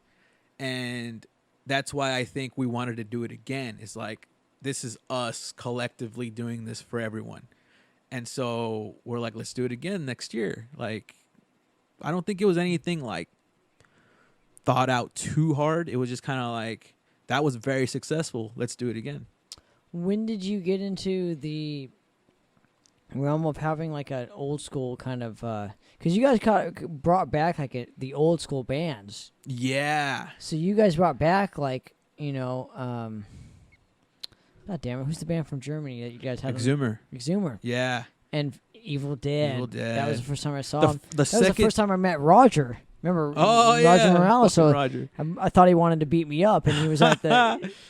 Yeah, cool guy. But when did you get the thought in your head? It's like, hey, we can probably expand this and kind of get bigger bands that we grew up loving, and hopefully they'd be interested in, like, you know, they'd be good for their career too. I know you guys didn't think of it like that. I think the introduction, because the first one was at the Whiskey A Go-Go. The second one was at the Knitting Factory. And that's when Dan Dismal comes into the picture. He's the one that had the bigger idea, I guess. I mean, as far as being able to bring a bigger band. Because I think we brought Strike Master from Brazil, which they're our age, they're our generation. But like a Violator just, kind of thing. Yeah, just the fact that we brought someone from out of state, out of the country to begin with, that was a big deal. So it started with that. I think the backing of Dan Dismal is really what helped everything out. And then the following year, because, I mean, that was a successful show. So we're like, let's bring a big band. And so I know Exhumer, they hadn't been to the States in forever, and somebody had asked them to play a show. Like, it was like out there on the internet, like, oh, we're going to play it. But it was like not a real deal type of thing.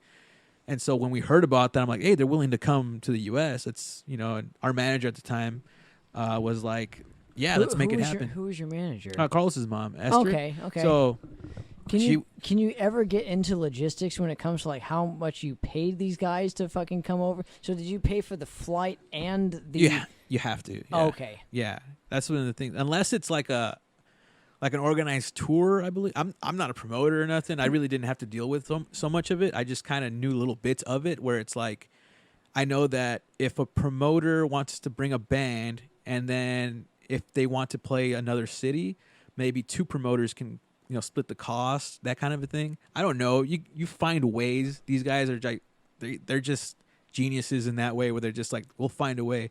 Like Dan Dismal is just like, we'll find a way, you know. So I know that since Thrasho 1, Thrasho 2 were successful, we're like, well, 3 is going to be successful. So we didn't really have to worry too much about, you know. No, dude, it was a huge deal. If it still broke a lot of bands, that specific festival, dude. It broke us. Dude, yeah. Do you know how hard it was for? Let me rant a little bit. Do you know how hard it was for an Orange County band to play LA and be like actually like given a shit about, like to be taken seriously? The only reason why it happened was because we played Thrasho. So we played the last Thrasho, and we were still the only Orange County band to ever play it. Wow. As sad as it is, Carlos told me, he's like, dude, you guys are the only Orange County band we let on like the show, or like that actually played Thrasho. I'm like, I'm honored. It sucks still, but it's like, dude, like, you know how hard we worked just to be able to be given a shit about in LA. Well, see, hard work goes unnoticed. Doesn't go unnoticed. Sometimes. I mean, we knew of you guys. I mean, it was hard. It was really difficult, dude. You always have to, because we suggest bands, of course, and we're just like, well, who's out there that should get exposure? I'm just saying that fucking show ruled. And I can't thank you guys enough for. We would get hit up by bands like left and right, like, can we play Thrasho? And it's like we can't have too many bands on there, right? So it was kind of like, well, shit, we want to have all these bands, but we can't have all these bands. So sometimes there were bands that were great that didn't get to play it, you know. So it was like we just couldn't fit them on the bill. Dude, we played first. There you go. Okay, we played first. And then the headlining band, Morbid Saint, wears our T-shirt. Sick, and then right? gives us the only shout-out of the night. That's pretty sick. fucking cool. But my point is it was very frustrating up until that point to be not from L.A. and have to gain that respect. And Thrasho did that for us. That we got respect after that show. That's awesome, dude. I'm you know, glad. so it was a big deal for anybody to play Thrasho, no matter what. That's why I'm saying. That's why I'm asking you on how it got started and what it became into. It was just like a whole fucking thing that was beyond everybody else's control. That's awesome to hear, dude. But like in my mind, especially at the time, I didn't think much of it. I'm just like, well, that's because you're from that area. Yeah, we weren't. We weren't taken seriously if we played LA. I just know that some of the most epic shows happened, and I'm, they're in the history books. I guess whoever was there, because I can recall specific things where you're just like, it's a packed crowd, Knitting Factory. You got the circle pit going. You got the people in the front headbanging against the stage, and I remember we played with Juan Garcia. We played. Yes. That was the first time before Evil Dead played. Yes. And that was at the Exhumer show. And you guys covered Annihilation of Civilization. So. And that was a viral video kind of thing. I like to think, I don't know if this is true or not, but we contributed to these bands literally getting back together. You absolutely did. What are you talking about, But specifically, like Evil Dead, Dark Angel, and Demolition Hammer. I would like to think that. I mean, I talked to the guys. I didn't ask them directly, but they know of the cover song because we would cover these guys. And so I'm like, we played Dark Angel, Merciless Death, the song. Well, Warbringer had a lot to do with Demolition Hammer, so let's just get that out of the way. Well, because they sound like John Keeble's voice and Derek's. Well, and whatever. Let me give you specifics. Okay. We played Infectious Hospital Waste for an entire tour in Europe. The next time we went back to Europe, they're like, play it again. Play, was it Demolition Hammer? Play it again. So it's one of those things where online, if you go on YouTube, we covered it live at the Knitting Factory. And we actually got hit up. I forgot by who in the band hit up Carlos or Chris saying like, dude, that's epic. Thank you so much for playing our song. And so I like to think that that's why they really came back. Well, them and Solstice covering their track had a lot to do with Deli's Demolition Hammer. Sure. But I do agree. I think that Fuel by Fire and Thrasho is just responsible for a whole lot of new school thrash bands, old school thrash bands to come back. Which is, you should have seen, I was on stage with Juan Garcia and he's just looking up like, oh shit, people still dig this shit. Look at the way I remember seeing the crowd. Somebody jumped off the second story balcony. I'm like, what the fuck? This is insane, dude. They're just going fucking crazy. It was awesome. Now, when did you guys so from oh my gosh, I'm always forgetting this the second record. When you guys recorded it, right? You did it by yourselves. Yes. Shopped it around to labels, and I think you eventually found Noise Art. Yes. They found us. They found you guys. Luckily. And what was the reception for that specific record, in your opinion? Well, it was completely different from the first album. So everyone was like, is this even the same band? What's going on here? They're like, I've been told by many people, like, generally, like, that's the best album of ours as far as, like, has that dirtiness to it where it's, like, it's aggressive and, like, in your face kind of a thing. And I think Trapped in Perdition, which is the following album after that was kind of, like, more polished, more music oriented as far as like everything was perfect. I think Plunging into Darkness had that like raw feeling to it, complete raw. That's still my favorite Fueled by Fire record. Mine too.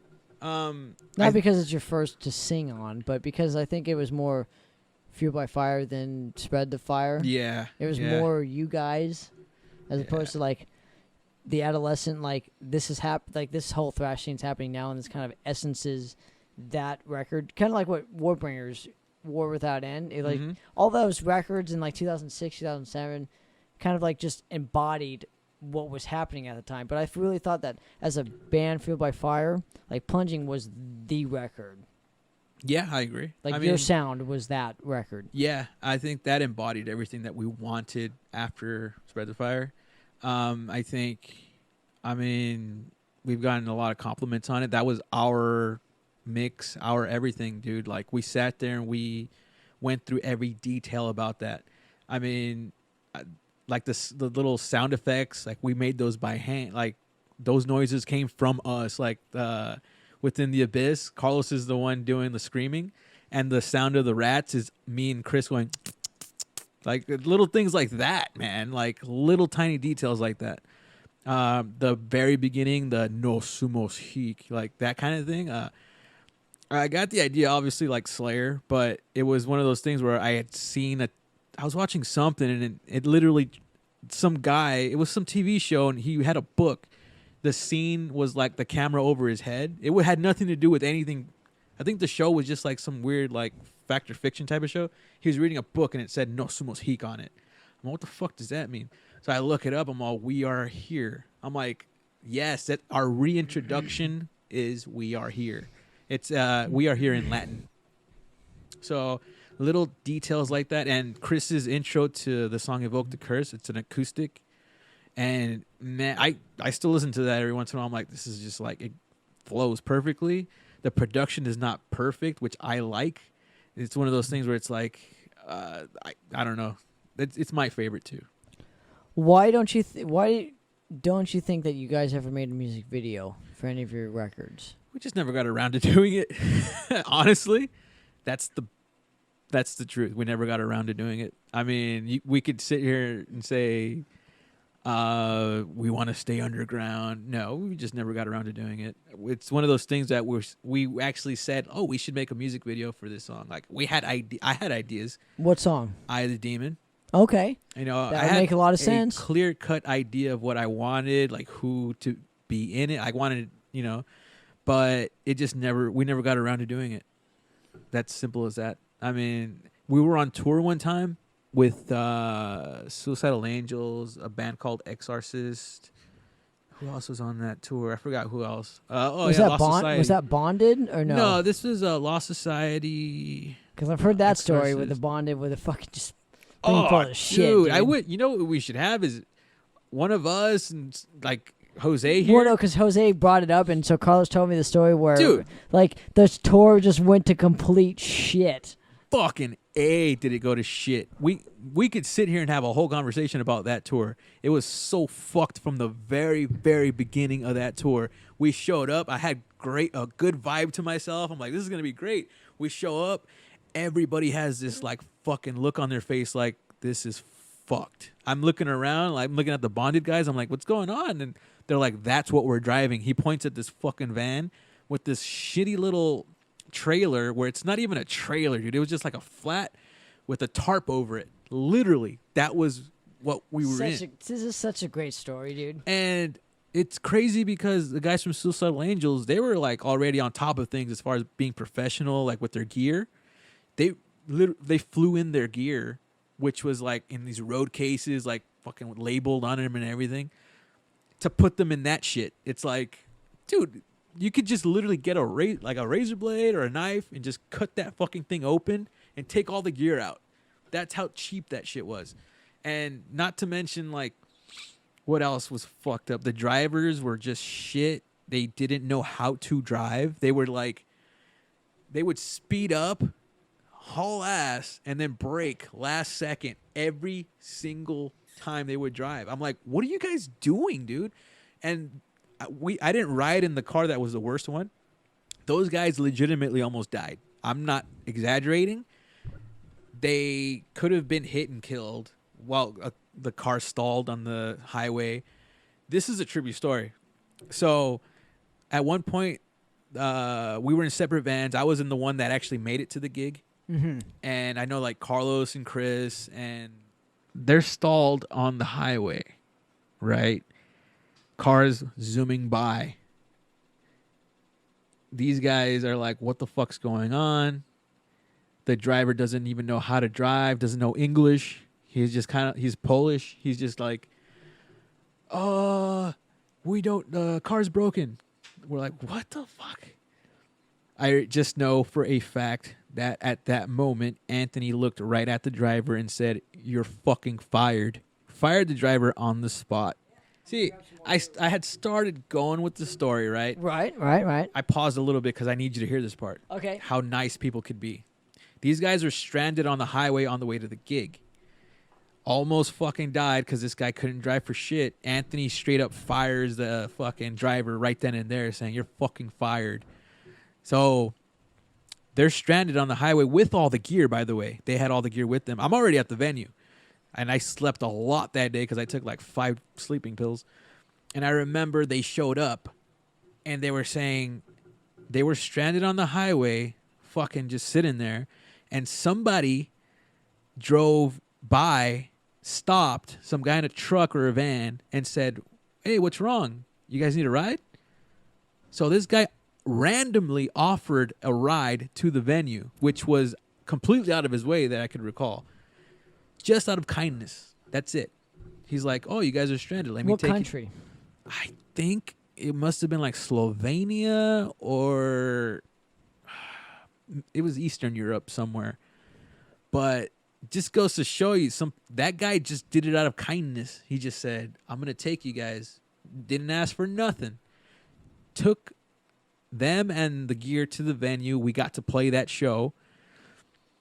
Everybody was just like done. Everybody wanted to go home. We're just like, fuck. It was only like a couple days into the tour, and we're like, fuck this shit. The organization was completely shit. The guy who organized the tour was from Brazil. There was a communication issue with the payments and everything. Like, everything was shit. Okay. And so I know that the guys from Suicidal Angels took off first, and we tried keeping it going.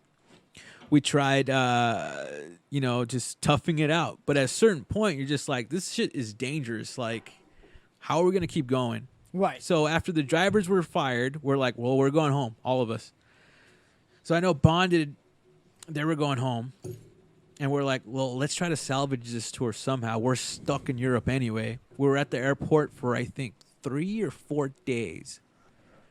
It got to the point where we got 3 or 4 days at an airport. We got to the point where they noticed that we were sitting there for a couple days, and this lady comes up to us with a bunch of security guards, and she says, "You need to get your stuff and yourselves and get out.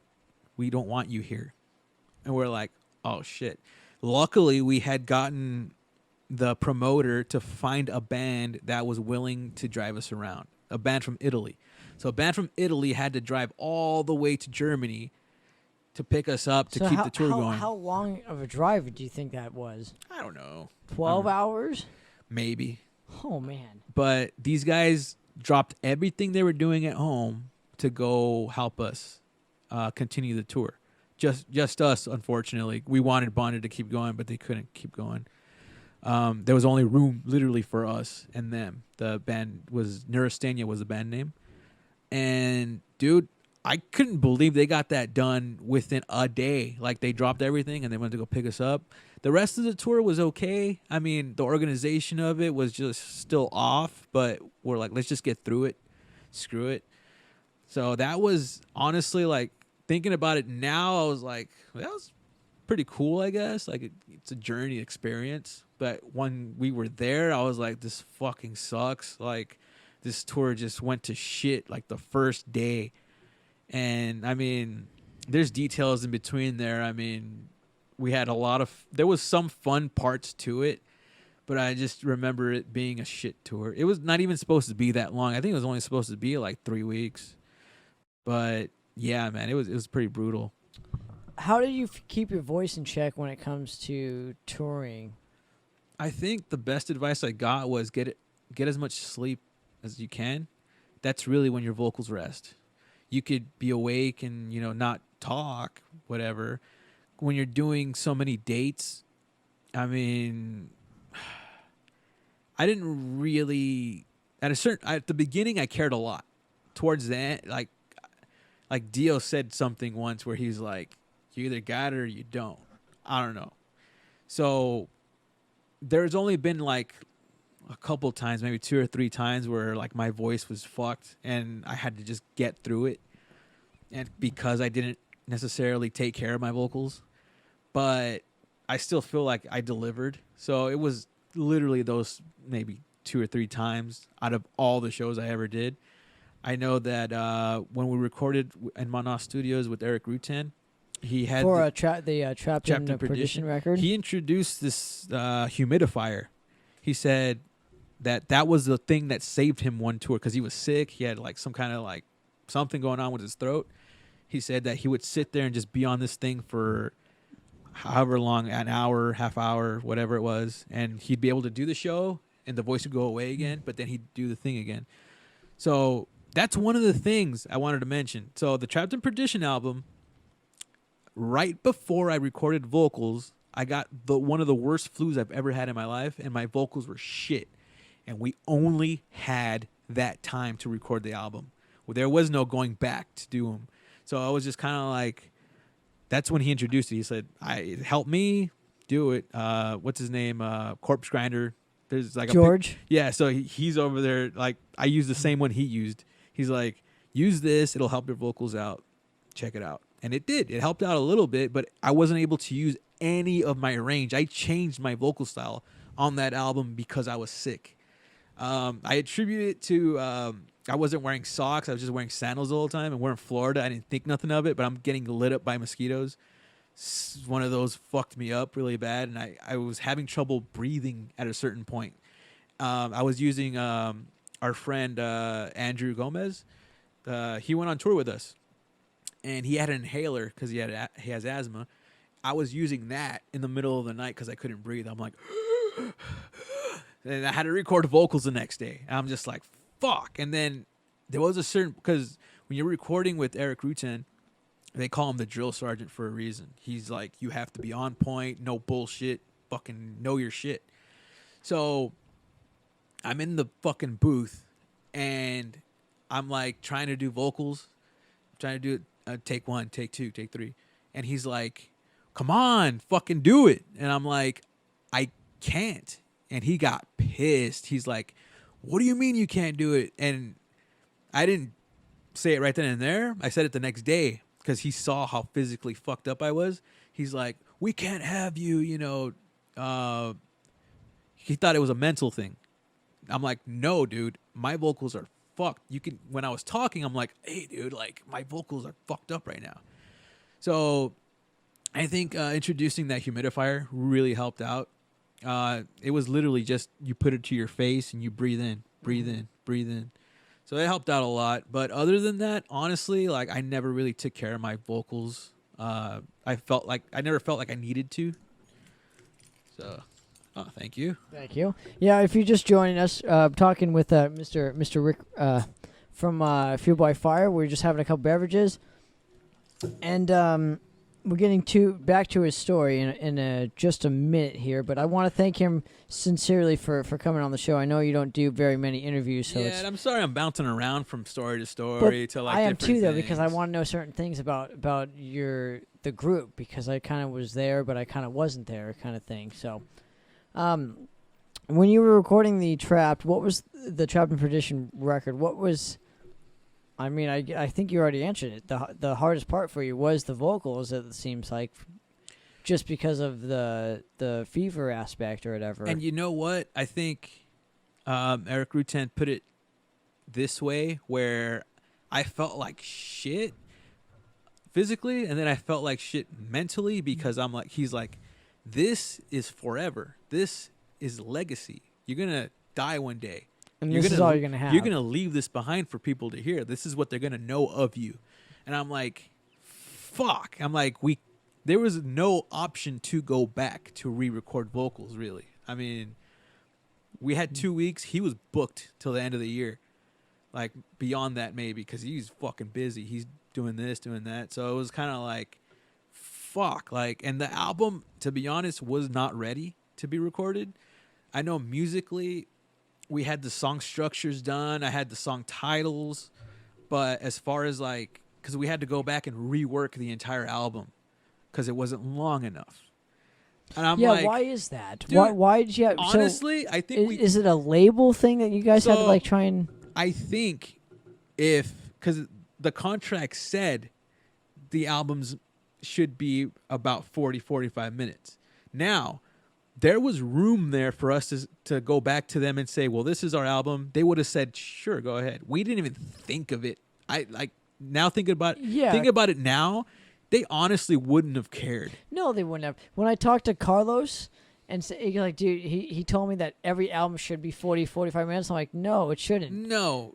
And to be honest, he doesn't remember it, of course. Yeah. But it was at Maiden that he told me this. So we were drinking too. So it probably doesn't help. You know, I'm always a fucking just meat and potato. Like it's got to be like, 30 minutes of quality music as opposed to 45 minutes of 30 minutes of quality music and 15 minutes of fluff. The main thing is, you said like the meat and potatoes. So this is art, okay? Right. Art is subjective. So whatever we write, that should be it. If you're gonna go back and rework something that you don't want to do, that's kind of like, fuck. You're kind of messing with the art of it. You're just kind of like, you have to do this. No, we rewrote the song already. This is what it is. But I don't think it was necessarily that bad. I mean, I think we did an okay job as far as like, we just extended things. That's why musically there's so many like lead solos and stuff. So it's like, it's more of a musical album, and we've gotten props from that. And I thank Chris for that. Chris really, really did, put in the work for that album. That was his album, really. Him and Carlos did most of the music, right? But it was Chris that was like navigating that album. And I think that was, it came out, as best as it could. I was like, why don't we just do like a 10-minute intro and fuck it, Who cares? Who cares? Really? I don't know. But I'm happy with the ending product, I guess, It is, like I said, it is forever, but you guys kind of like took a break after the Trapped record. Well, we did 2 tours for it. Right, and you did Thrasho kind of around that specific time, like 2013, 2014 era. I think we did South America. I think Japan was before it. But then we did 2 European tours. But my point in all this, when there wasn't very much publicity for it. No, there wasn't, especially in the U.S. Most of everything that we've gotten press for and all that has been out of the United States. So when people in the U.S., they were telling us, where have you been for this whole time? It's like, well, we haven't really played here that often. I don't know what to attribute that to be honest with you. Maybe we played out here too often. A lot of the people that saw us multiple times are like, well, I've already seen them. I don't know. I honestly don't know. At first I thought, oh, well, there was a lineup change, with Gio. Ever since then, like we did the Thrashos, and when that died down, it was kind of like less and less people would show up to our gigs. Here, now in Europe, it was fucking getting bigger and bigger. We'd be headlining tours. We'd be playing festivals. We played some of the greatest festivals out there.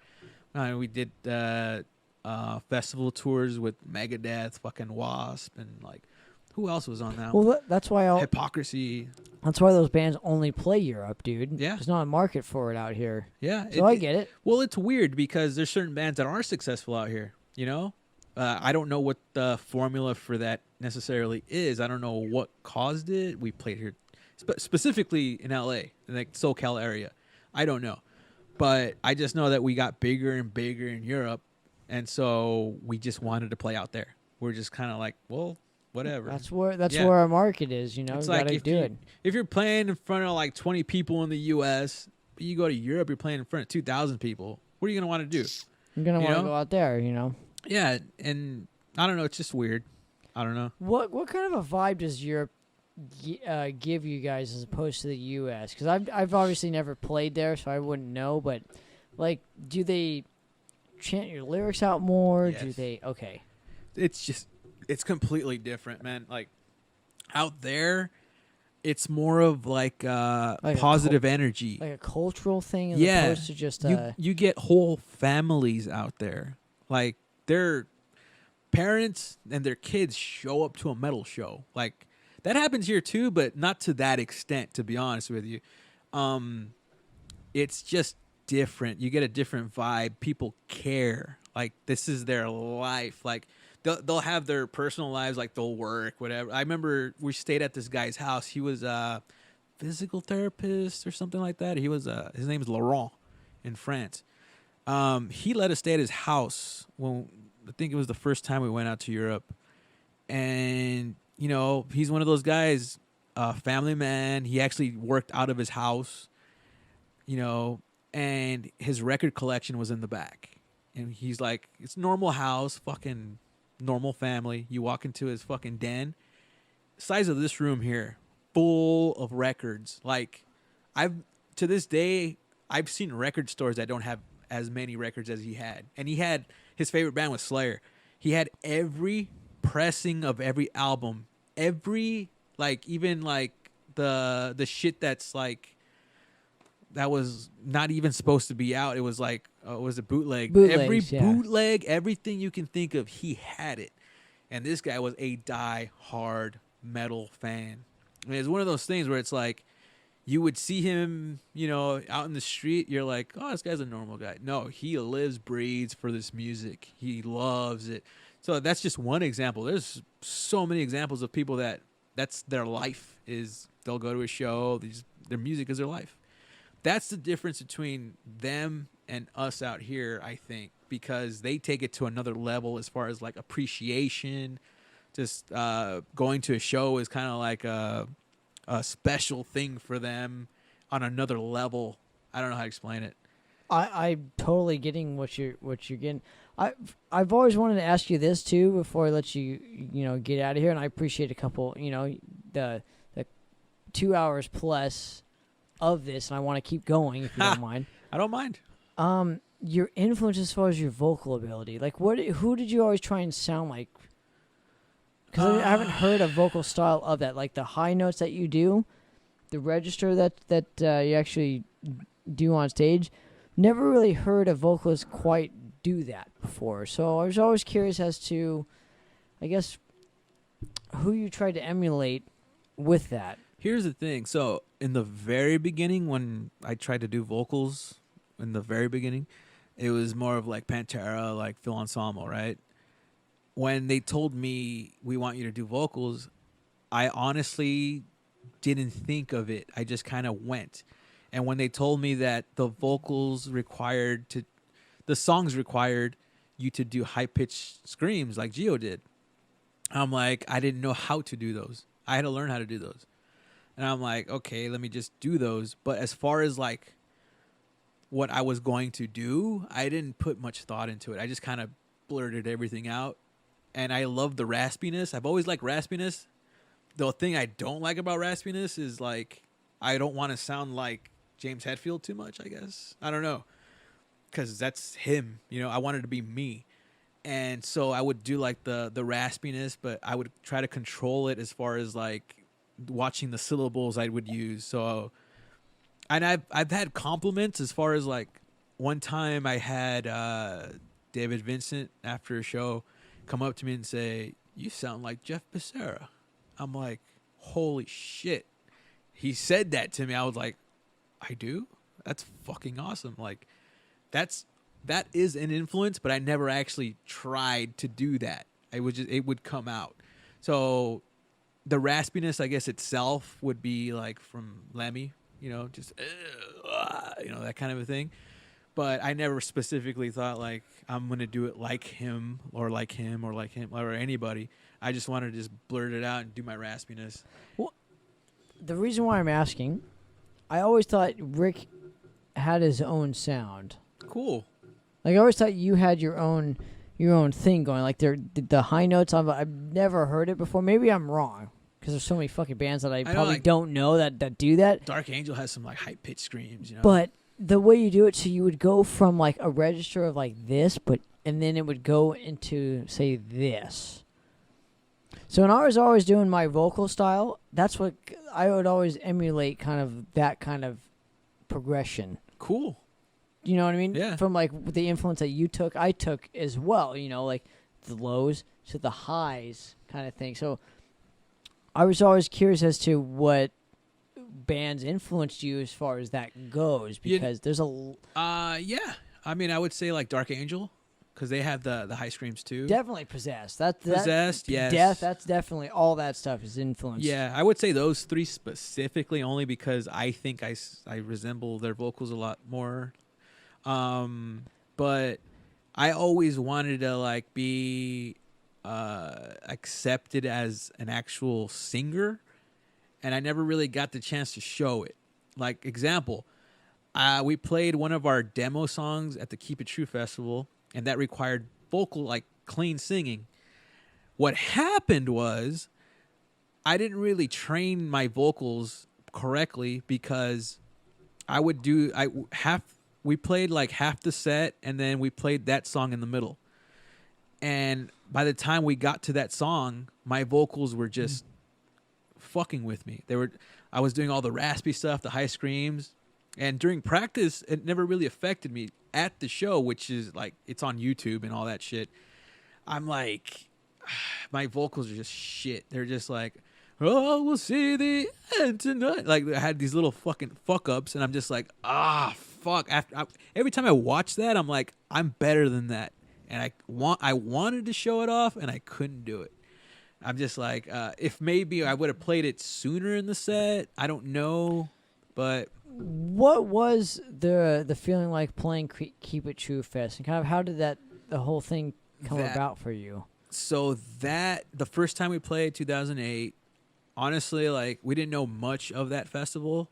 We got invited before we got signed, just through our DIY release, and we get there. It's 2,000 people, and they paid for your flights and everything like that. No. At the beginning, it was like, they'll pay us a certain amount, and we got to cover the rest somehow. But that festival, Keep It True, especially at that time, is known for people that keep it true, like traditional. Keeping it true means traditional, like the truest of the truest. Like the Night Demons, the Maidens, so everything that's like. Pretty much, if you get a room, 2,000 people that are like, metal is their life, they're collectors. This is like the heretics, the metal churches. The people that live for metal go to this gig. And I think one of the best compliments that I got, because that set everything off in Europe for us, was that festival. Because really, that festival alone, I think, made us legitimate in the eyes of everybody. Just like Thrasho did for us. Sure, yeah. But this one is kind of like, people were telling me, like, I didn't know you guys. And because where they had merch, it's this big gymnasium looking place, like huge gymnasium, and the merch was at the very end, so you could hear the music and see the stage from the back. And so this guy tells me, man, I saw you guys at Keep It True. He's like, I was looking through records or whatever, and I heard you guys, and I just look up, and I look at you guys, I'm like, what the fuck are these guys playing right now? They're like Metallica again, something like that. Because this guy was older. Right. He's like, holy shit, you guys are playing that. And I'm just like, yeah, like. And I was just like, thank you. And he was like, no, thank you. And I'm like, well, fuck. That was awesome. That was a great compliment. I was just like, I made him, pay attention, while he's doing something else. Like, and he went and he saw our entire set. 2 questions for you. Was Merciless Death actually in the audience? Because there's a guy that looks just like Geo with a red mohawk, and I always thought it was him in the video when you guys played like Thrasher's Back. That is 100% Geo. Okay, good. He was. I want to interview him, by the way. If he's listening, I want to interview him and Merciless Death to get their story. Never met any of the guys. Don't know any connections. I don't know. Oh man. So maybe you can help me out and we can get some connections as to Merciless Death and kind of how they started. I'm sure if you hit them up, dude, like... I don't know any of them. They don't even know who I am. That's all right. Don't worry about that part. Well, that's why you're my catalyst. Just help me out here.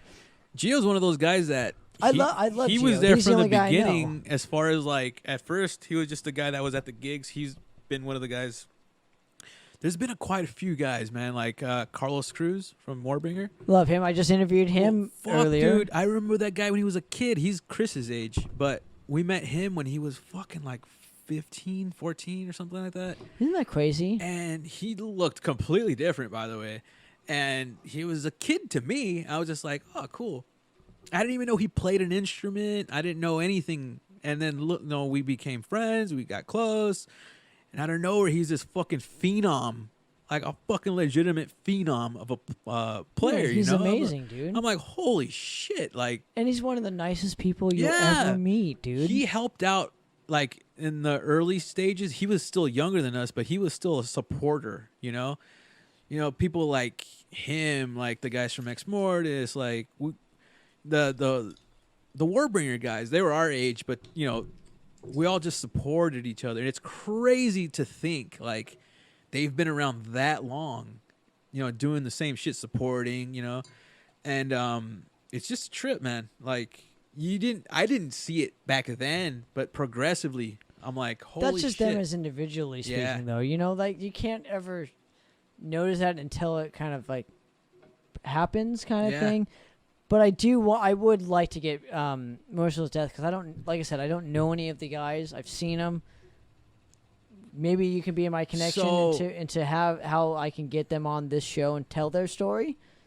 That would be sweet. I think Gio would be the best one to get on here to talk about. I know him, but he came into the picture a little bit later. But he never records any records with them. That's why it's frustrating. So I don't know, like. So maybe Dan Holder. Give me this information. Andy Torres. I've been in contact with him, but I haven't seen him in forever. I mean, I saw him maybe like a year and a half ago, 2 years ago. But, I mean, we were tight at one point. We would go all the way to fucking Canyon Country to hang out with them. They'd come down to Norwalk to hang out with us. You know, it was one of those bonds where we're just like, we're best friends now. You know, we're fucking into metal. So it's that kinship. We're just like, okay, cool. We're like, Gio was headbanging in the video. Dude, he was, and I'm like, it looks like Gio, but I'm not certain if it is or not. They played the day before, early in the day.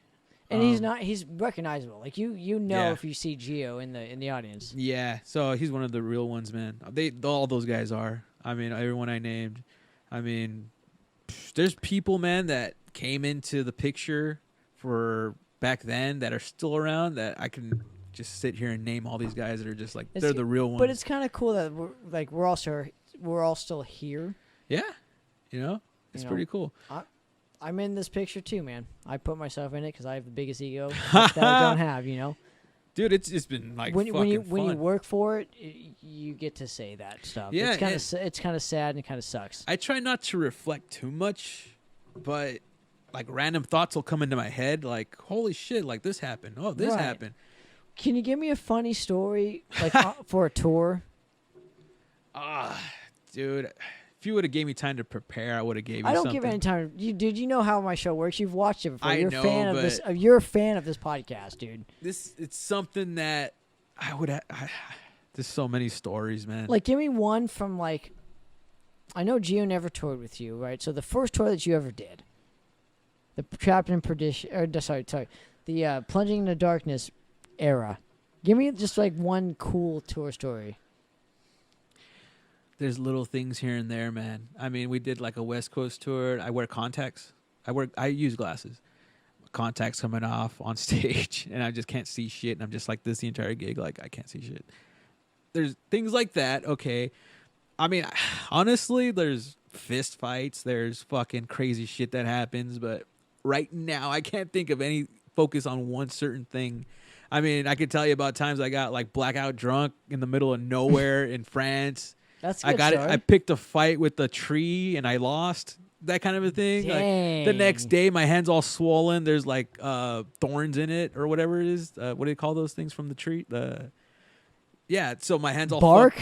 Yeah, whatever. There's like, so little things like that here and there. I mean, I remember getting shit-faced drunk with Peter from Hypocrisy on the tour bus just because I wanted to prove I could. I'm just like, he's like, we're on tour. We're having a good time. This is a true story. Our first experience on a tour bus. We show up, and we're like, we got to do something. Let's get him a gift, like a crate of beer. So we got a crate of beer at the airport. We go in there, just place it on the table. So we go get our stuff. We come back to the bus. We're like, oh, we got a gift for you guys, a bunch of beer. It was like a case of 20. And they're like, oh, cool, man. We got a 6-pack. Oh, 6-pack? What the fuck are they talking about? 6 giant bottles of vodka on the table. These guys didn't fuck around. These guys are fucking experienced fucking tour. Like, they've been doing it forever. And I remember thinking, like, I want to talk to this guy as much as possible, to Peter. He's been, like, so many cool stories that he had. And I remember, I'm like, tonight, I'm drinking with you. What I didn't think of was I got to play the next day at noon because it's a festival and we were playing early in the day. I got 2 hours of sleep. I was still drunk. Now, here's the thing. I don't like playing when I'm drunk or, anything. Just I want to be completely sober playing. Right. Maybe have a beer or two. That morning, the video is online. It's on YouTube of when we played that gig. And I'm just kind of like, what the fuck, dude? Why? Why did I do this? I ended up sleeping the entire time after the gig. And there was some cool things that happened that I wasn't there for because I was passed out. The guys from Megadeth were hanging out finally. Did Tom Hanks take a picture with you when you were sleeping? No? Nothing? Man, I know that who was throwing up? If you know that story of John Paul Jones. Yeah. Dude, I know like Tom G. Warrior, he was with that band. What is he playing with now? Triptychon? So he was a big fan of ours. He became a fan of ours on that tour. Get the fuck out of here. So give me the... Okay, there's a question for you. And finish your story real quick, and I'll ask this. Finish your story real quick. No, well, it's just little things like that. Like, I passed out, but the guys from Megadeth, we never talked to them. They were just backstage, and I didn't want to bug them, whatever. At a certain point, I think Carlos was throwing up in some restroom next to David Ellison as he was trying to meet him or something. I don't know that I was passed out, obviously, but I was like, really, that happened? Fuck, I missed out. But the Tom G. Warrior thing, they were on the same festival tour, and I noticed him. It was a funny story.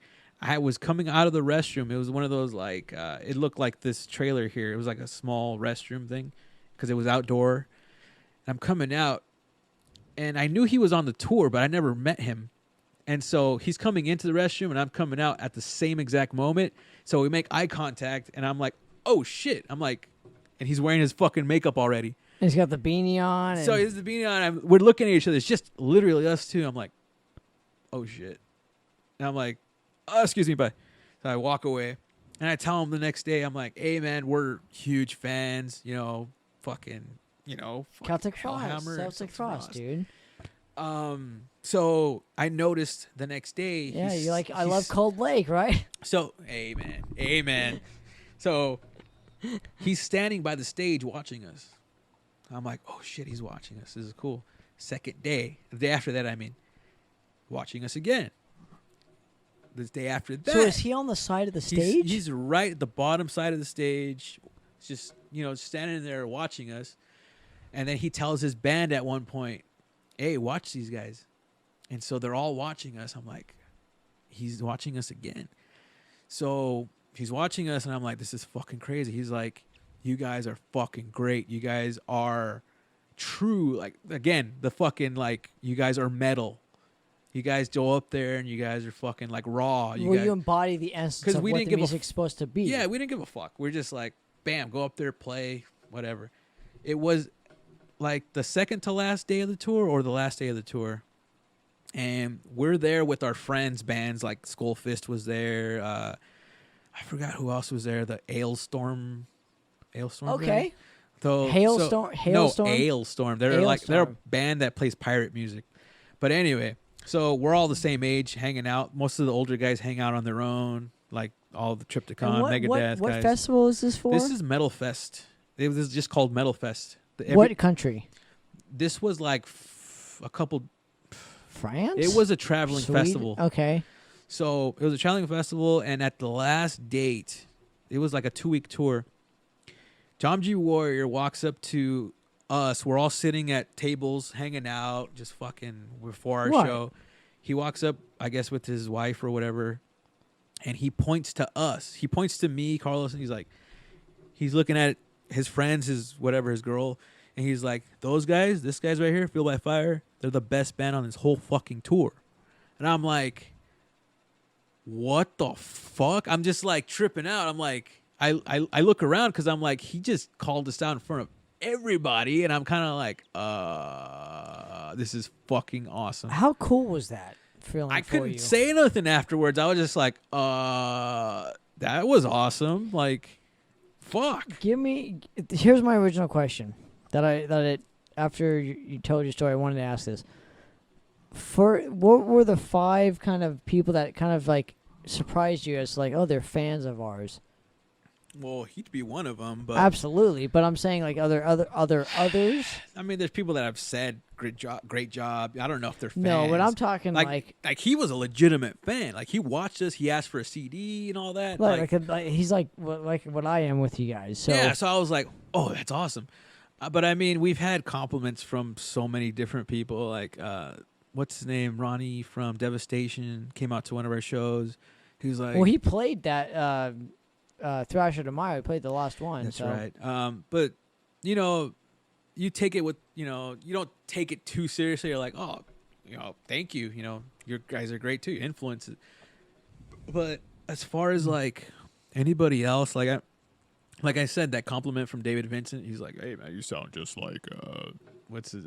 He's super cool too. He's always been nice. He's a chill guy. I mean, their Morbid Angel's guitar player at the time, Destructor is his stage name. Oh, the guy with the beanie on? Yeah, so this guy Blonde hair? became a big fan of ours because we were really cool with him, and we were showing him our new stuff, and he was like, you guys are true thrash metal. Like, this is what it's supposed to be, and that's all we're not looking for validation, but when we get that from people, he went on stage with us to play Slayer. What song was it? Kill Again, I think it was. So from Hell Awaits? Yeah, so we Kill Again. So we played in front of like 3,000 people. Fucking, he came on stage and we played that song. It was fucking awesome. What has been the coolest tour story for you guys? Because I know. Here, let me finish real quick. So, when you end a tour, right? Typically, it's like a funny time, like you fucking douse people with fucking silly string, or like somebody joins you on stage for a song. Like, what's been the coolest like end of the road tour story for you guys? End of the road tour story. I mean, we played a Pantera song with the band Lost Society and what is it? Suicidal Angels. We played what is it? PST-88. Pantera? Yeah, Pantera, the power metal album. Pussy Tight. Yeah. Tonight. So we played that song at the very end. I mean, that was fun. That song, was it with Destructor, Kill Again? That was at the very end. Nothing major, just like, we're gonna miss this, especially that tour was fucking awesome, dude. Like, we had catering. I think Carlos talked about the catering last time. He did, dude, because he's kind of like healthy guy. He made it was way tomato soup and so all? This was more awesome than he even said. Check this out. Okay. It was breakfast, lunch, dinner all day, every day. So they treated us like, they even had like a fucking masseuse at one point, just fucking trying to keep everybody happy on tour. A masseuse, like they would give you massages? Yeah. Oh. And so, but the people, the chefs that were on tour, they had this company. It was 2 guys, and they would be on the road with the tour. Like, they had their own road cases with all their fucking spatulas and shit. So everywhere we went, they would buy groceries and they would make whatever that country's specialty was. And sometimes it was funny, like we'd be in Hamburg, Germany, and they'd make hamburgers. It's just something silly. Oh, that's funny. Silly shit. And I remember asking them, like, who's your favorite band that you've cooked for? Like, and they're like, Metallica. I'm like, you guys cooked for Metallica? They're like, yes, in Poland. I'm like, holy shit. That's awesome, right? Like, that's that's reaching the top of their profession right there. They're on tour with all these bands. You can't get bigger than Metallica. Yeah. So that was fun, man. Like that tour was it was so much fun. The thing was, like, I think that tour was awesome.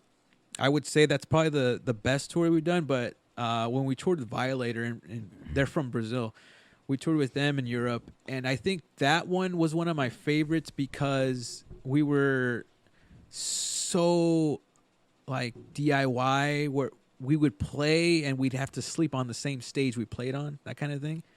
And it was one of those things where it was like we slept on the streets at one point. Like, no way. This was mainly out of just fuck it, let's have fun. So the club would close down and we're like, we got nowhere to stay. Let's sleep outside in the streets in Barcelona. Fuck it. It was just fun, man. Like, I remember waking up with the leather jacket and that's it. I'm like, I'm in the sidewalk. What am I? Oh, that's right. I'm on tour. Can I ask you two real quick questions? And this one pertains to Violator. Why do you think they never came here to play any thrash shows? Or because they were a big band, like when that whole thrash scene was booming, like they were huge. They were like what Sepultura was for Brazil, you know. So they never kind of came over here. They didn't want to. Let me put this the correct way. They would have came to the U.S. if they were invited, which they were this past year. They had visa issues where they weren't granted visas to come into play. But honestly, like, they set their own rules. Like, they are, to me, they are the truest of the true. As far as like they play at their own rules, they set everything. They have their own personal lives that they, you know. We went to Brazil. We went to their hometown. We were lucky enough for them to host us in Brasilia, and they threw a show for us. We're like brothers, man. It's so awesome. But they do whatever they want to do. They don't, you know, they didn't. If they wanted to come to the U.S., they would have came to the U.S. Like, they would have found a way. Their fan base is huge. But if they didn't want to, I guess, you know, in a certain way, like if they wanted to, they would have did it. Europe-wise, they'll only do short tours, so that's why we were lucky enough to do that short tour with them.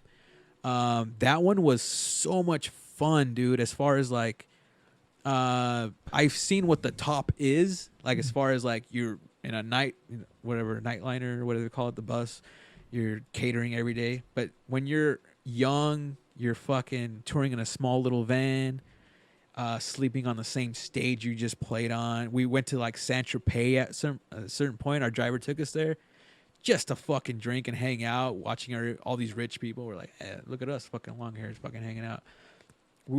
I like to say to people, like, I've been the poorest person in the richest place, and I've been the richest person in the poorest place. Like, when we were in Brazil, like, we had to take it out, that kind of a thing. It's just so many interesting little tidbits here and there that you try to, like, psychoanalyze, like, the way I was thinking at the moment. I'm like, this is insane. I'm here right now. Like, this is cool. Like, and it's all because of the music. All because of the music. It's fucking awesome.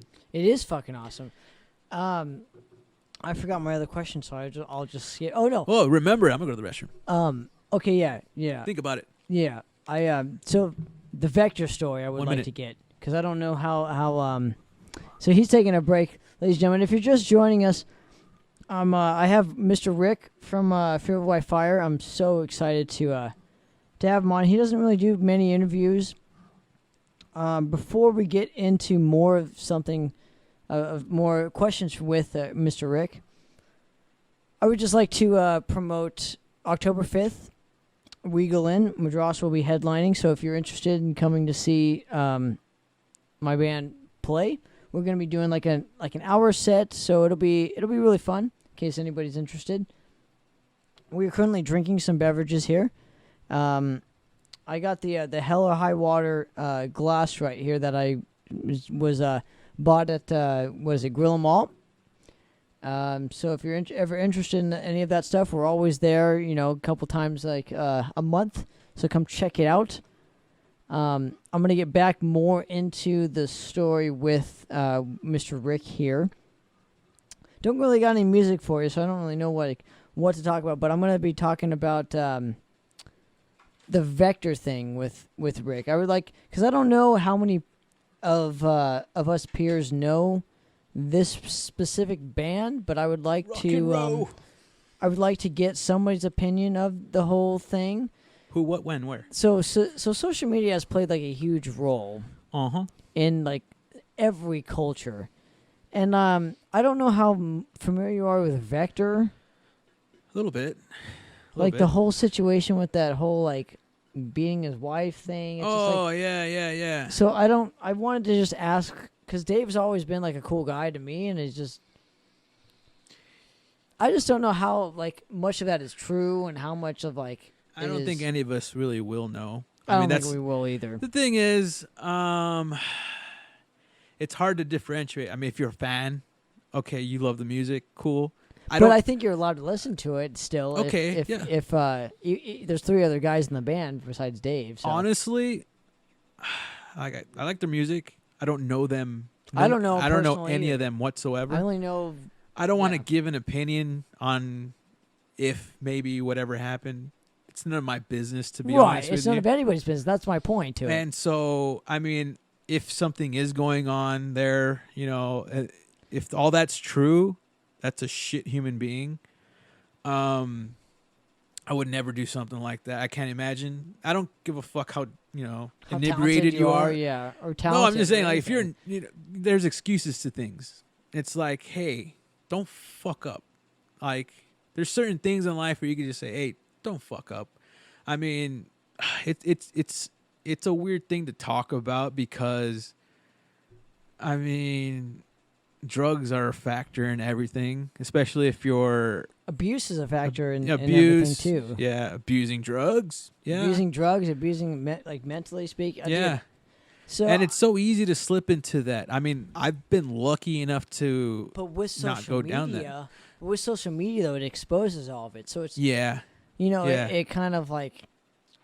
It's a blessing and a disguise with this whole thing. Hey, real quick, speaking of social media, I wanted to get your opinion of like podcasts that you're interested in or like that you're like a fan of, because I know you are a podcast guy like me. I love podcasts. Yeah. So I knew you mentioned Hellbound, which I was a fan of. Yeah, I love Hellbound. Fucking Alex and Jay. Yeah, I was on there. We were on their podcast for a couple segments, and I fucking loved it, dude. You know what? Those guys were so welcoming when I went on there, because I was actually a fan before I went on. I was listening to their podcast, and they just happened to say, "Is anybody available or anybody want to be on there?" I'm like, "Hey, dude, like I'll be on there," and it's just fun to get other people's perspectives on things, regardless of what it is, no matter what. If it's relating to something that you're interested in, like music, metal, it's awesome. And to hear their perspective and me tell my story, it's just fun. To me, it's fun.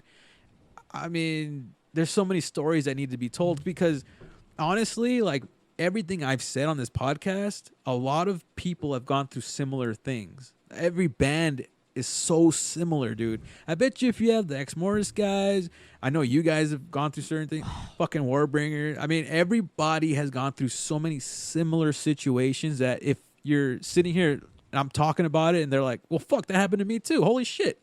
We're so similar in that way. And it's really cool to see that connection, whether we're talking to each other or they're just listening. There's like, ooh, there's that spark. Do you think it's frustrating that nobody provides the platform? That's why I started Poppitt's Corner, was because there wasn't a platform for this stuff. Because Hellbound's gone, dude. Like, no offense, and this is gonna sound really shitty.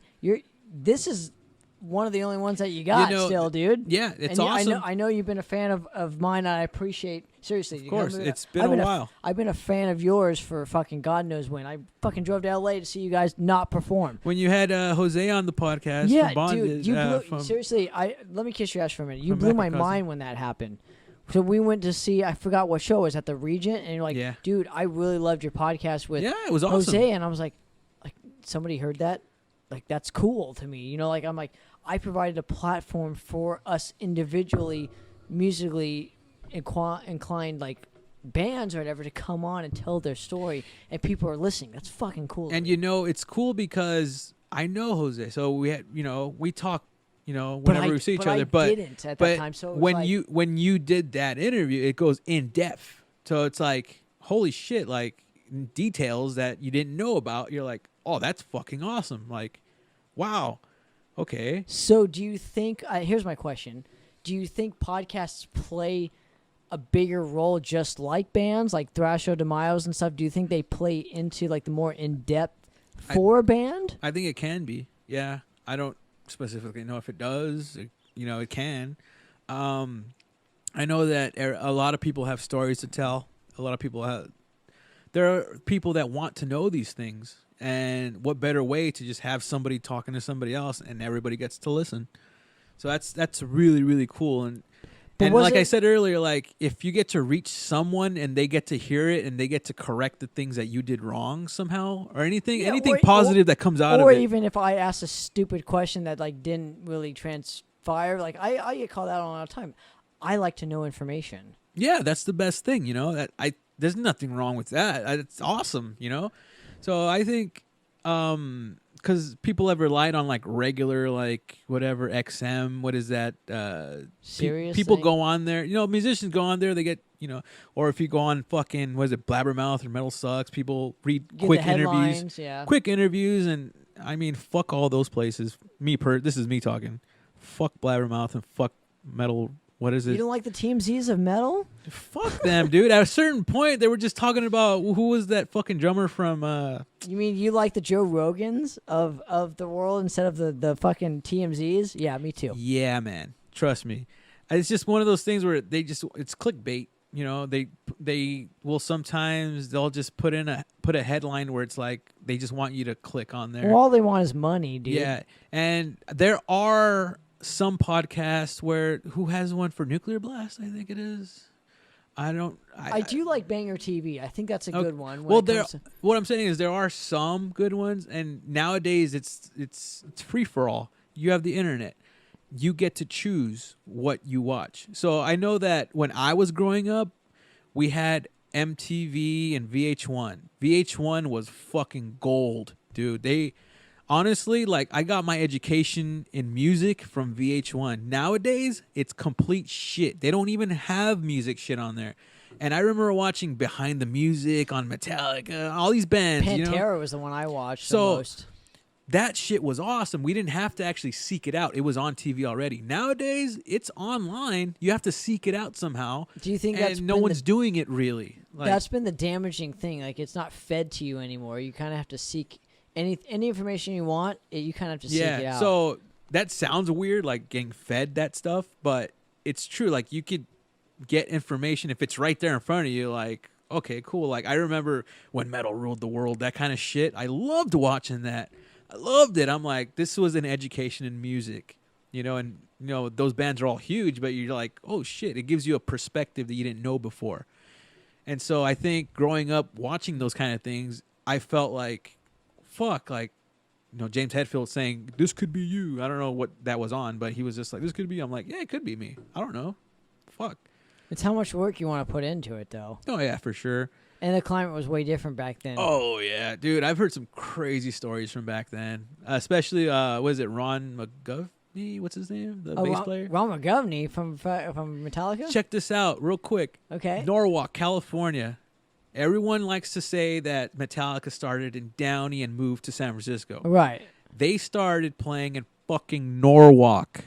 Okay? Ooh, I didn't know this. They played in Norwalk where the 105 ends. I know this for a fact now. I remember like Caton was telling me about it because he's like, yeah, we all go to fucking Norwalk and hang out, party out there. I'm like, Norwalk? I'm like, really? Norwalk? And the last time Metallica played out here, they played at the Rose Bowl. They actually shouted out Norwalk, which I'm saying this because obviously we're from Fueled by Fire is from Norwalk, right? Originally, I know. But Downey's close to Norwalk too. It's right next door, but everyone likes to attribute Downey because James Hetfield went to Downey high school, yeah. Which he only went for like a semester. But anyway, Ron McGovney lived in Norwalk, and that's where they practiced. And so, shout out to my hometown in Norwalk, man. That's fucking cool. Lars Ulrich actually from stage at the Rose Bowl. James Hetfield was saying something about, yeah, man, good to be back here in SoCal. close to where it all started, and you could hear Lars say, Norwalk, say Norwalk. And James Hetfield was like, that's right, Norwalk. And we're like, yeah, that's right, motherfuckers. And I know James Rivera from Hellstar. He lived right by where we practiced back in whatever 80s. Wow. He showed He's up. like one of my favorite singers ever. He showed up to one of our shows in Slovenia randomly. He had played the day before, and we jammed out to the song Trooper. We were just this is the most random shit. We're just hanging out. He showed up, and he's like, "Hey, you guys want to jam a song?" I'm like, "Well, like what?" And he's more into like Judas Priest, Dio. Well, he also has Sabbath, Judas Sabbath, where he has like sure, he got the tribute band where he plays Dio and Judas Priest. Yeah. And so we're like, so let's play Trooper, yeah, because I mean that's a song that we just know right off our, It's ingrained in your fucking brains. It's random as hell, but he's like, I don't know if he was drinking or not, but he's like, yeah, sure, what the hell. Right. Went on stage. It was not that great, but it was fun as fuck. And he was just telling us how he lived in Norwalk by Cerritos College. And I'm like, we fucking that's where Carlos lives, right near Cerritos College.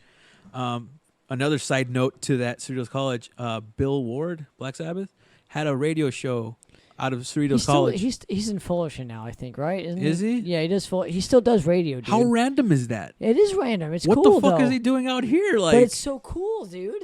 It's awesome. Like, but I'm just like, what? He goes to Bionic Records all the time. Carlos told me him and Anthony went to Bionic Records. This is the one over there in Buena Park, right? Yeah, it's the only one. There's only one. Well, I don't think it's there anymore, is it? Yes, it is. So Mike still owns it. Big shout out to Bionic Records, by the way. Fucking A. Carlos and Anthony went once. I was supposed to meet Anthony there, and he never showed. Fucking A. So, dude. Give him some shit for me real quick. Oh, yeah, sure. And it's also out of love, dude. It's also out of love. Dude, how fucking crazy is this? So they're at the record store, Buena Park, California. Fucking random as fuck. Right. And they see this guy. They're like, he looks fucking familiar. They just heard his voice. Everything was familiar. And he's English too. So he's talking to. This is all secondhand story. They told me about it. So Bill Ward's talking to the guy at the register. Mike. He's talking to Mike. Is that what it was? Mike DeSisto. Yeah, he's awesome. It's he's fucking crazy because he's saying like, I like the drums on this one. Whatever. And so he walks out of the store, takes off, and Anthony and Carlos go to the register, and they're like, "Hey, was that?" And he's like, "Bill Ward, yeah, that was him." We're like, "What the fuck is he doing out here?" That's the most random thing, dude. Like, if you guys know SoCal, Cerritos, Buena Park, I'm like, why does go visit Bionic Records? Dude. What is he doing out here? But well, he has a radio station in Fullerton College. Yeah. So he actually, he legitimately likes new bands. Yeah, he does. That's what he was talking about. I like the drums on. It was a newer band. Yeah. I appreciate that so much, dude. My respect level for Bill Ward is. I mean, I went to that metal show. Remember when they were doing that shit in like what L.A. and Paramount Pictures? They were doing all that shit there, and Bill Ward was the guest with Glenn Danzig. Met them both, dude. He was like the nicest guy you could ever fucking meet. Oh, that's awesome. Like him and Glenn Hughes. I'm a huge fan of Glenn Hughes, dude. When I met them both, I'm like, dude, they're like the nicest people in the world. Seriously, dude, how much shit those two have like accomplished in life, they're still the humblest people in the world. It's such a fresh breath of air when you meet someone that you a breath of fresh air instead of a fresh breath of air. Fresh. What did I say? Breath of fresh. You said fresh breath of air. I said breath of fresh air. Bah, same shit. We've been drinking. Anyway, like one of my heroes, especially at the time, was Lemmy. I got to meet and talk to him at the Rainbow, right? I saw your picture, and I was like, where did that... It was from a flip phone when I was like 18, 19. And I sat next to him. I'm just like... And like hundreds of people have the same story where they just wandered into the Rainbow and he was just sitting there. And you just sit next to him. Did you get the vibe that you didn't want to bug him kind of thing? Because I always... If I ever met Lemmy and he was at the Rainbow, I wouldn't want to bug him. I would just be like, it's just comforting that he's there. What I heard an interview after the fact, and somebody asked him, like, does it bother you when people come up to you? He's like, no. As long as they're quiet. luckily, I just went up to him like, "Hey, Lemmy, I'm a big fan of yours. Like, Just wanted to say thanks. I want to say like, thanks." I sat there. I used to smoke cigarettes, and I smoked with him. Like, and he was just drinking, and he was playing video poker, and I'm just asking him the most random, stupid questions, and he was Give me so one. awesome. Give me one that you I asked him. asked him one of the ones that impacted me the most because I asked him stupid shit. I'm like, "What was it like to be a roadie for Jimi Hendrix?" And he just looked at me. He's like, "It was amazing." And I'm like, "Oh, okay." And then I'm like, "I'm a musician too. Like, and I play in a band. What advice do you got to give? You know, do you have any advice?" And he just looks me straight in the eye and he goes, "Just keep making your records." That's it. And I'm like, holy shit. Later on, I'm realizing he's right. Just keep making music, regardless of what's going on. If you love this shit, just do it. I mean, maybe I'm looking too much into that answer. No, dude, it makes so much but, sense, dude. I mean, he was a journeyman. Like, he started off fucking 1970, whatever. He started in the 60s. He started with Hawkwind, yeah, dude. Hawkwind. Sure, but Motorhead, 1970, whatever. But Hawkwind was like 60s psych era, and then he went on. Dude, I think Motorhead is the most important band besides Sabbath and Priest. Motorhead's the most important when it comes love Motorhead. when it comes to attitude and the spirit of just rock and roll. Yeah, dude. And why we're here, dude. Like, if you put on a Motorhead record, it still sounds just as great as when it first came out. You feel it. Yeah, it's music that you feel. It's more of like a feeling. Like if you put on Bomber right now, yeah, you would be like, yes. Like, this embodies everything that I would. I also listen to that 100 years from now, and I think maybe because it's the songwriting, the analog recording of it, the just the attitude, the Lemmy's vocal stuff, like the riffs, just it. Honestly, Motorhead encompasses music. For me. I don't really believe too much into like super. What is it? Anything like. Out of supernatural, supernatural, right? But I believe in like vibes that are created by chemistry, that type of thing. He just embodied this thing. He just released it all. Like, I don't know. Those three did, though, for me. Sure. I mean, even after the fact, I mean, he still Lemmy had this like aura where it's like the music meant so much to him. Where it's like it meant something to you because of it. I don't know. What is your favorite Motorhead record in the? I guess give me the top like three, because that's way too hard for me to ask you that.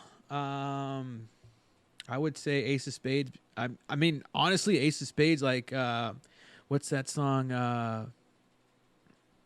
Fuck. There's a record. There's a song I would just play over and over and over and over. Well, there's Ace of Spades, Love Me Like a Reptile, Fast and Loose. Live to Win, Fire, Dance. I'm trying to. No. I had the record here. I can just show you. We'll probably have to do that after. But my favorite is Bastards. Really? It was made in like the 90s, and it had like, Death or Glory and like Lost in the Ozone. Like that. All right. Shit encompasses like rock and roll for me. What fucking? I'm a couple beers in. I'm trying to think. You know I'm bad. And time. Oh, the chase is better than the catch. I love that fucking song, dude. Just that little bass part, that break. Right. Yeah. I'm right there. You could feel that shit, and that's. But when he played it like live, fucking 18 years old, listening to that, I'm like, ooh, this is what fucking playing live music should be, where just you feel it, And I really feel Metallica. That's why Metallica encompasses it for me too. It's like they took Lemmy's guidebook and just made it, rewrote it and made it their own. But I think Motorhead is just more important than Metallica as far as the grand scope. Oh yeah, just musically speaking. I mean, they influenced them, so that tells you all you need to know.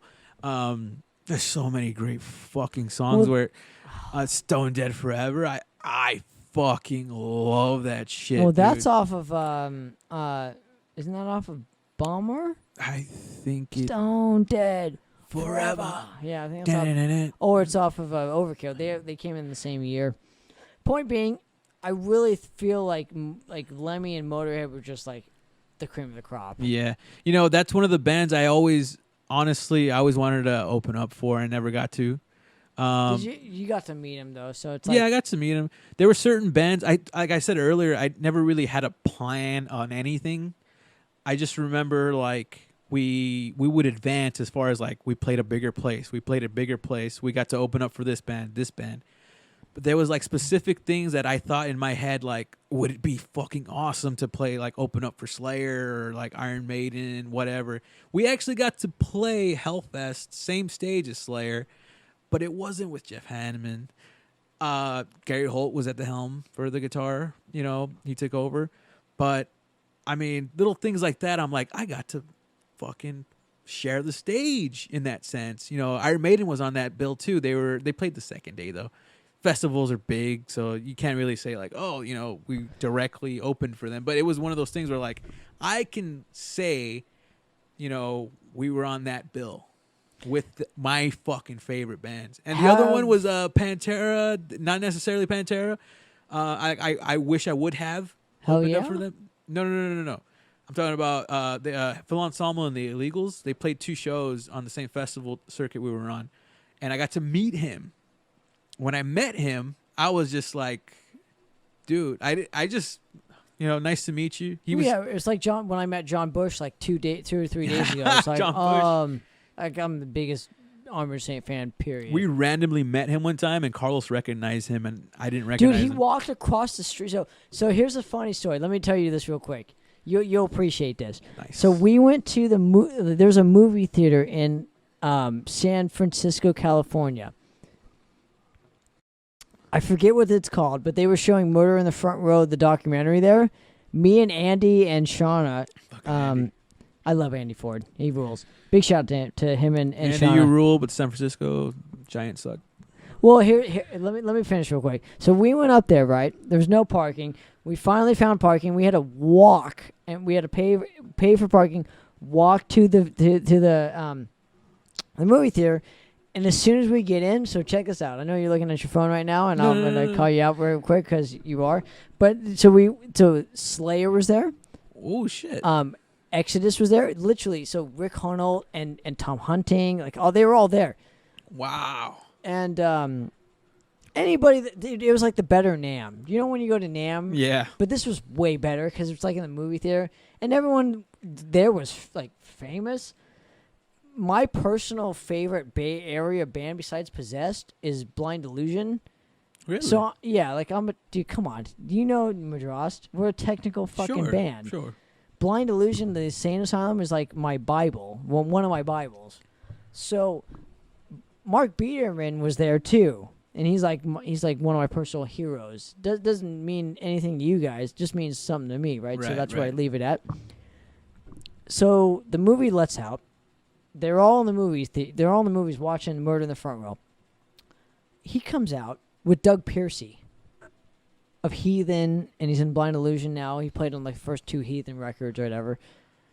And he starts talking with us, and I'm like, dude, I'm freaking out right now because it's like, it would be like, who's your one of your idols from the Bay Area?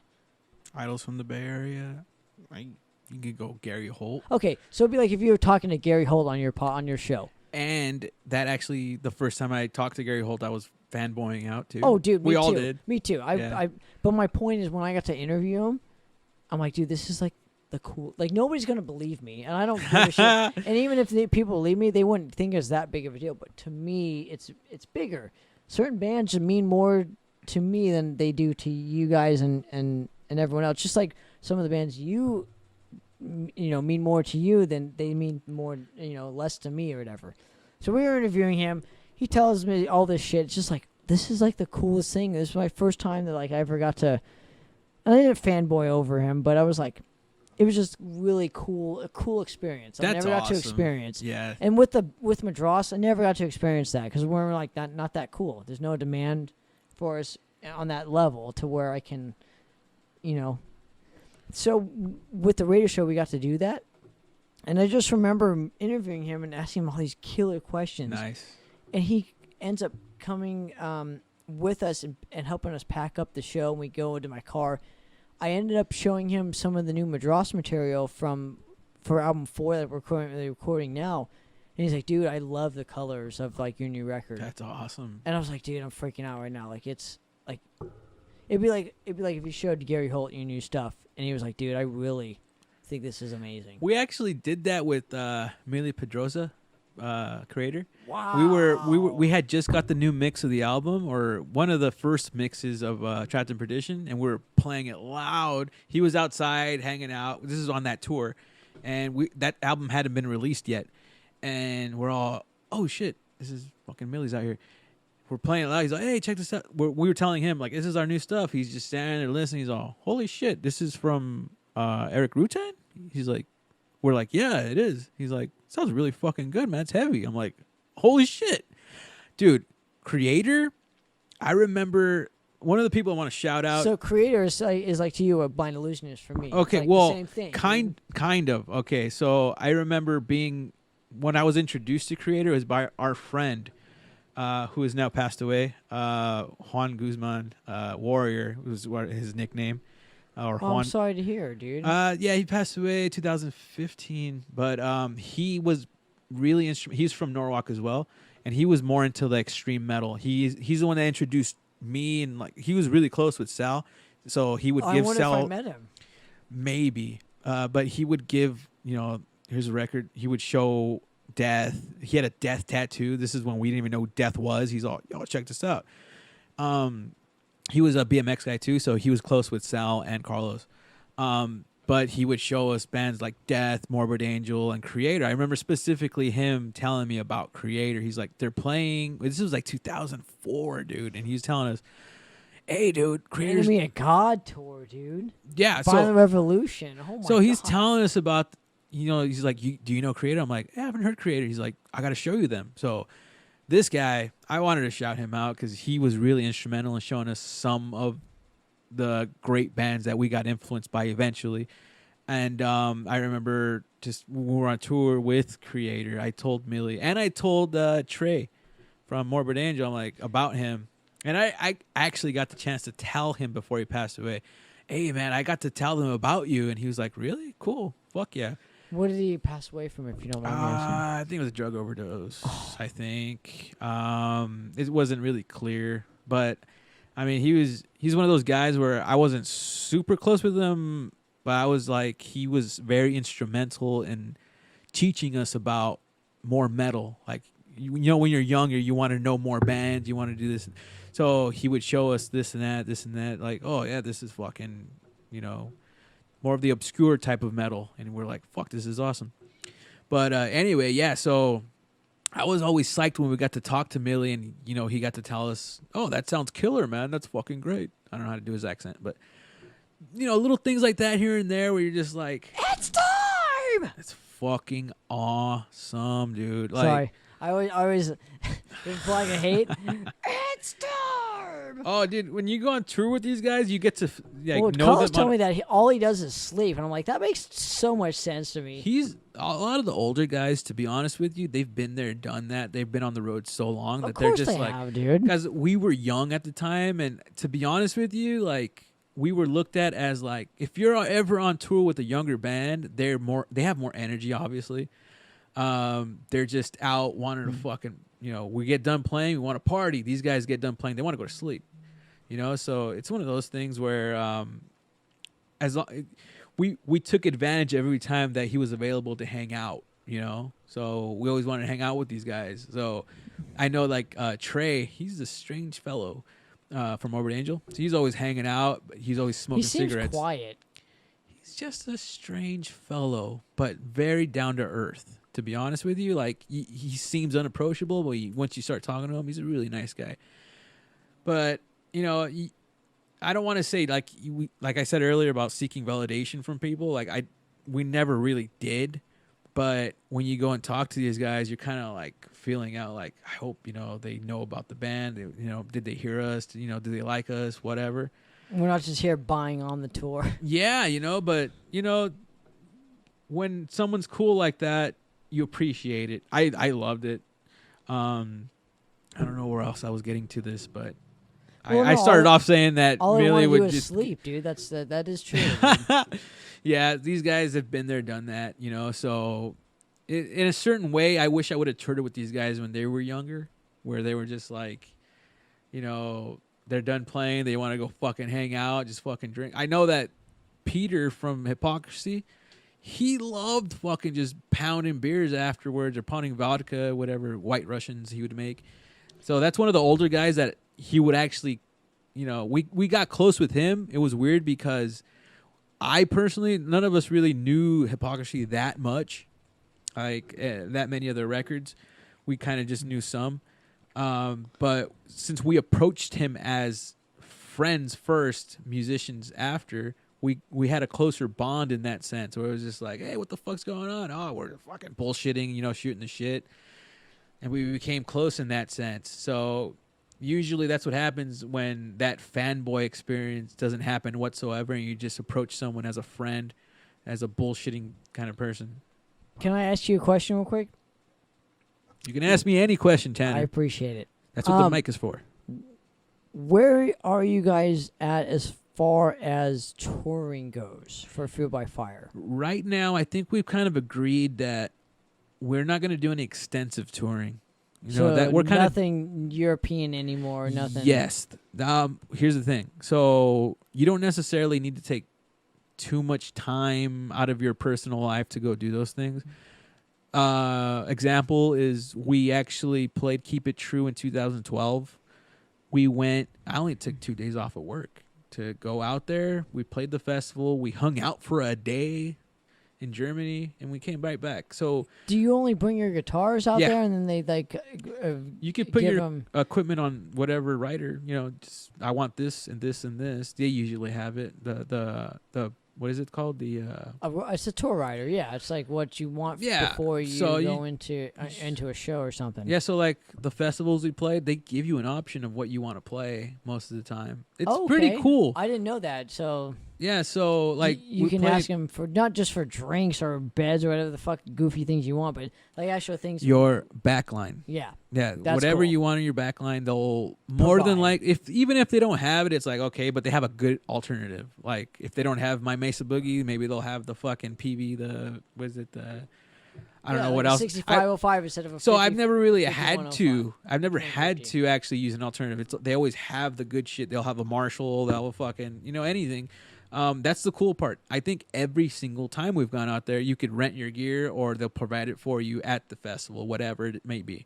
So that's actually, it saves us whatever, you know, having to rent the gear out there. Well, So not we only just that- take our Not guitars. only that, but like the space on the plane and having how much. Yeah, I don't money. think any bands really take all their stuff. I I don't know think I they saw do. the Death documentary where Chuck That Schumer was- wanted to take so what- all his shit out there. Yeah, like what was your opinion of that? Because I always thought that documentary kind of made him seem out to be like the biggest dick in the world. Kind of a diva, right? Yeah, and I was But- like, I'm glad I'm just listening to the records and I didn't have to like But be listen, a part of that. But dude, it's that was a different time, and it's death, dude. It's like I like to think Chuck is one of those guys that can't like. This is me talking 2019. I don't know. I wasn't there in 1998. Right, and I wasn't either. Whatever years it was back then. So I can't say about back then. But me talking right now, I think he earned it. I don't necessarily agree. Why would you want all of your personal gear over there when they could provide it for you? Granted, it's not yours. It's similar. I mean, I don't know. I mean, to quit a tour in the middle of the tour,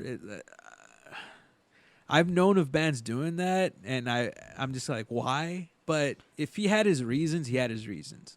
I mean, I love his music. That's all I could say. I mean, one of the best influences is Death. Fuck. it's like Metallica. Yeah. They are that band for that specific extreme metal genre. Yeah, is death. so I mean that's just my opinion personally. It's like I'd give him a pass only because it's fucking Chuck. You know, it's like evil Chuck. What am I gonna say? Like, oh, he was a dick because like, well, No, I he's- think he earned it. You know, like, did it seem like being a little diva? Sure, but I don't care. Like, he did what he wanted to do.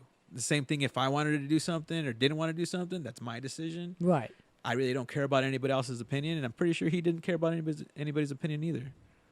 It's true, dude. You know. Lastly, before I let you go, and I want to thank you for giving me 3 hours of your time. It's been 3 hours. Fuck yeah, Let's dude. do 4. We'll talk about everything. You want to talk about it? We could do 4 hours. I'm down, dude. Have you ever? What's the longest podcast you've done? 3.5 hours. All right, let's beat that one. Okay, we'll beat that one. Anything that comes to mind, man. I want to know just like what you guys have in store for us, because I know most of you guys are like, you got jobs, you're over 30 now. It's not like this is the fucking priority for you guys anymore. And the other question I had too is like, does it matter to you how famous you guys actually got, and like the mark that you made on the world? Because that, like, I have a problem with like the mark I've made in my world. I want to be bigger and bigger and bigger, but you guys have made something to where I can never reach as of this point. Honestly, that never comes to mind. What success is to you personally Is different than different yours. from Yeah. anybody else. I mean, specifically, there's one time I was talking to the guitar player for Hypocrisy. His name is Thomas Olafson, whatever.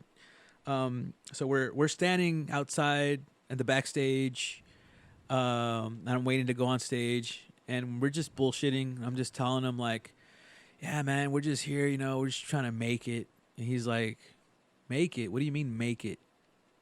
And I'm like, you know, make it. And who is this that you're talking to? Thomas Ellison, the guitar player for Hypocrisy. He's actually more of a fill-in guitar player, but he said this to me, and I thought about it, and I'm like, well, fuck, he's kind of right. Because he's like, what do you mean make it? And I'm like, you know, make it. He's like people having patches, your patches here's the over their thing, jacket. that could be interpreted any way. Because my way of interpreting it was making a living off of it, whatever. He's like, this is it. All this around here, people put their faith in you that you're going to show up as a musician and play in front of this crowd.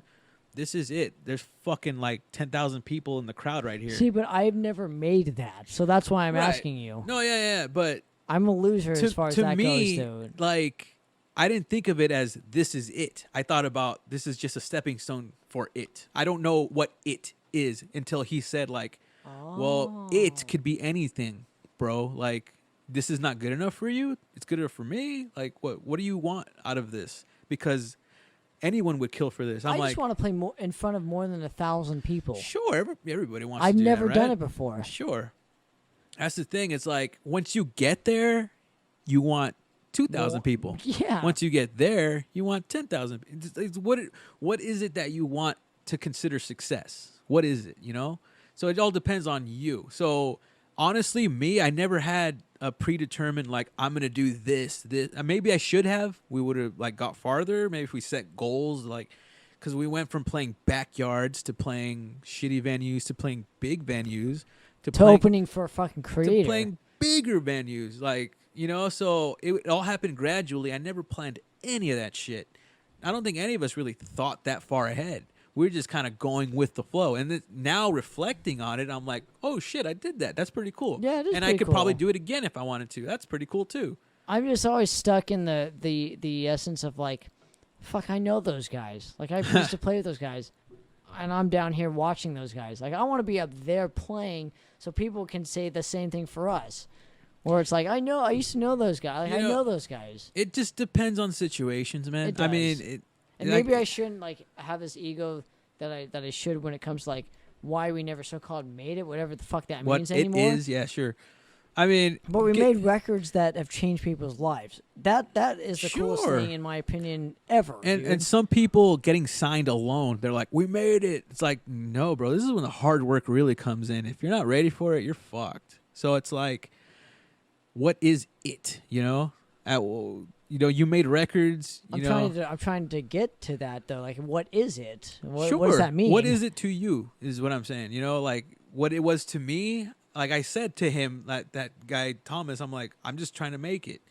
He's like, what is it to you, bro? Because this is it to me. You know, so it's like, what is it? What is it you want? Do you want to be Metallica? Because good luck. You know, like you can. good luck. But if that's your standard, you're going to be unhappy the rest of your life.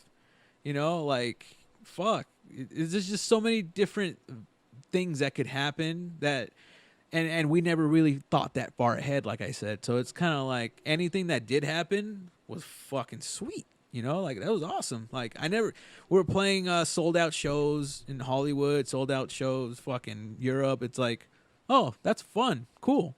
It's fucking awesome. I didn't think much further than that as far as like, this is just going on. I always thought success was determined by like how many people were actually talking about you. That you can. That's the thing. You can interpret it that way. If that's your interpretation of success, cool. Like, we've had many people talk about us, and then if that fell out, not many people did. Everything comes in waves, though. That's the other. That's the other aspect to the definition of so-called success. And listen, when you're me, like, growing up, I was more of like a loner, introvert. Like, I didn't really. Just having friends alone because of music was a success. You know. Honestly, like, I made friends that I never thought I would make. Like, I always thought just having a record would across the planet. Success. You know, like, I have friends in Belgium I could fucking message right now and say, I'm gonna go out there next week, and they'll say, you know, bring a blanket. You know, we'll hang out, we sleep at my house. That's plenty of fucking beer. Like, awesome. Yeah. You know, like, that's making it to somebody. I mean, this music gave so much to me that I can't say I was like not successful. It's like, hey, I got a fucking free ticket to go anywhere around the world, really, if I really wanted to. You know, because people are awesome. The fans are awesome. They'll come out and watch us play. I'm like, that's a fucking awesome thing to be able to say. You know, it's like, it was, I don't know if you want to call it luck, you want to call it, you know, hard work did it, whatever it is, music, we sacrifice so much to the music, and for it to give back anything at all is fucking awesome. You got to think about it that way, you know. Especially if you have no expectations to begin with. Like, really, like, I honestly didn't have that many expectations. I just, like I said earlier, I was just down to do whatever, and that was it. I was there with my bros, you know, my best friends, and we wanted to experience as much as we could, and we did, you know, like, and we still can. That's the thing, is like, you know, that's what it's all about. It's your interpretation of whatever makes you happy. It's absolutely true, dude. I was just, it's, yeah, I guess everybody has a different story.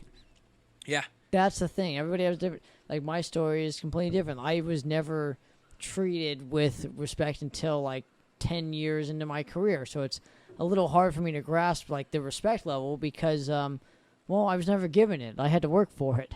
You know, it's a different thing. You know, like Fuel by Fire was like right out the bat, the first year or two, you guys started, you got signed, you had tons of respect then. You know, a band like us, we never got signed. We do this, like we do this. We had to work for it. So my definition of success is different than what you guys have experienced. I see what you're saying. I could, you know. I don't know what I don't even know what to attribute that to, as far as like, it's luck, right timing, like what Lemmy said. Yeah. It's like luck, right timing, musically speaking. It's a lot of things, you know. And I get that, and I'm slowly realizing after doing so many interviews on this podcast and Razor, like I'm experiencing like what it really kind of takes to so-called make it in the timing and just again everything, make it, whatever the fuck that means anymore. Whatever it means. But that's my point. I'm trying. Do you know what I mean? I'm trying to solidify it into like what I've noticed, and it's just have fun with it. Whatever happens. It's not important anymore. As long as you're genuinely happy, enjoying yourself, you know. I've actually said it. I'm sitting across from somebody that I used to play when I was 16 years old. That's funny, dude. Do you know what I mean? Like that. Like to me, that's success. To be a part of something that I used to want to be a part of. Like I'm a part of it now. That's awesome. Success. Yeah, dude. I mean, somebody you had no idea who I was 10 years ago. That's success. I think I met you 10 years ago. Probably. I think I met you outside of the. Probably, but the point what was it at the? Fuck, I know, I remember. But the point. House of Blues. Oh God. I remember meeting you outside the House of Blues. Yes. Yeah. I actually might have met you before that, but that's when I remember your name. Like, But Tanner. but the point is, like, I've had to work for that, and I Sure. feel like I have succeeded locally speaking. On a global level, it's different. Locally, I do acknowledge and appreciate everybody for actually like believing in what I do, and I recognize like I put in the work for you guys, and like showcasing the man across from me and everyone listening in. I appreciate all you guys, and this is for you guys. That's why I started the podcast. You know, I was bored, figured that I would do something out of my garage, which we're here drinking beer. That's and fun, man. I'm happy. I'm interviewing somebody that doesn't get interviewed. Yeah, That's accomplished a lot with his career that I wish I had, and I wish I had this platform to showcase that. So in that regard, that what you say, whatever it is, I have made some sort of an impact on people. Dude, you know? think So about it. Sure. I'm the only one doing this. Sure. It's Think not about an it. ego thing. It's just I put in the fucking work, and that's what it takes, is putting in the goddamn work. Yes. Being smart about it, too. I mean, I think if Fuel by Fire was more motivated as far as, like, we had the goals set straight up, like, this is what we're going to do, this is what we're going to do, we kind of just went as we went. Like, we kind of just, here's the next opportunity, here's the next opportunity. We took advantage of every opportunity we could. So that was the best part. But we made sure we were always true to ourselves. You know, we're always, you know, we didn't give a fuck about what anybody thought about us. And if we ever did, we'd fucking check ourselves like, what the fuck do we care? I mean, we've got as many great reviews we've gotten, fucking fans. We've had our share of fucking fuck up, you know, assholes, fucking trolls talking shit. I mean, you name it, we've been called fucking racial shit. It's like, all right, whatever, dude. Like, I That's could, so not necessary in today's dude, like one metal of our reviews, I will never forget this, for Spread the Fire. Some fucking guy in the UK wrote a review about the album, and in the closing thing he said was, these guys are a bunch of overweight spicks. I'm like, wow, bro. I remember reading that. I'm like, wow, okay, cool. Fuck that guy. Fuck whatever magazine or webzine it was. I'm like, cares? You know, we honestly never gave a fuck. But when you read the negative shit, it just lingers a little bit longer in your mind. You're like, fuck them, dude. You know, like, it makes you actually say fuck everybody instead of just saying fuck them. You're like, fuck everybody. So, and it kind of made us closer. Like, you know, we're a unit and we're like, fuck everybody else. Because honestly, like I said, like, we were a tight unit. We were we still are best friends. I fucking love all these guys. Like, I love all you guys too. I'm not even in the band. Chris dude. is not in the band anymore. He's doing his thing.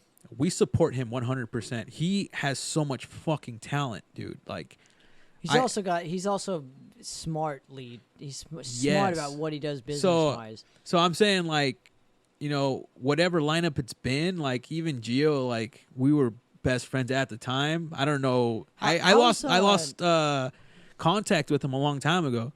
And honestly, everybody has too. Yeah, He did Master Destructor, and that was like the last time anyone's ever heard of him. Yeah, but at the time, it was like, anybody has a problem with him, they have a problem with me. That kind of a thing. I pulled a knife on people because of my best friends, you know? Because the guys in my band. I've had shit talked about me because of ex-bandmates. So, like, I'm in a different situation than you guys.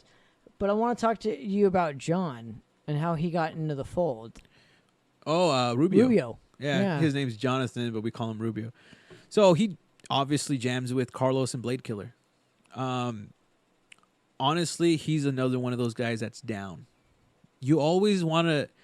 Talent-wise, he's a great player. But to me personally, if you're down, you're fucking down to do whatever. That, to me, means more.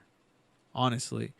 If someone is just willing to be like all in on whatever decision, like if we agree on something, he's like, bam, we're in. Because honestly, we've met people that are like half in, half out. They're just kind of like maybe You want another iffy. beer? Sure, please. So if they're iffy to begin with, you're like, well, what the fuck are you doing here? It's either yes or no. You're in or not, you know?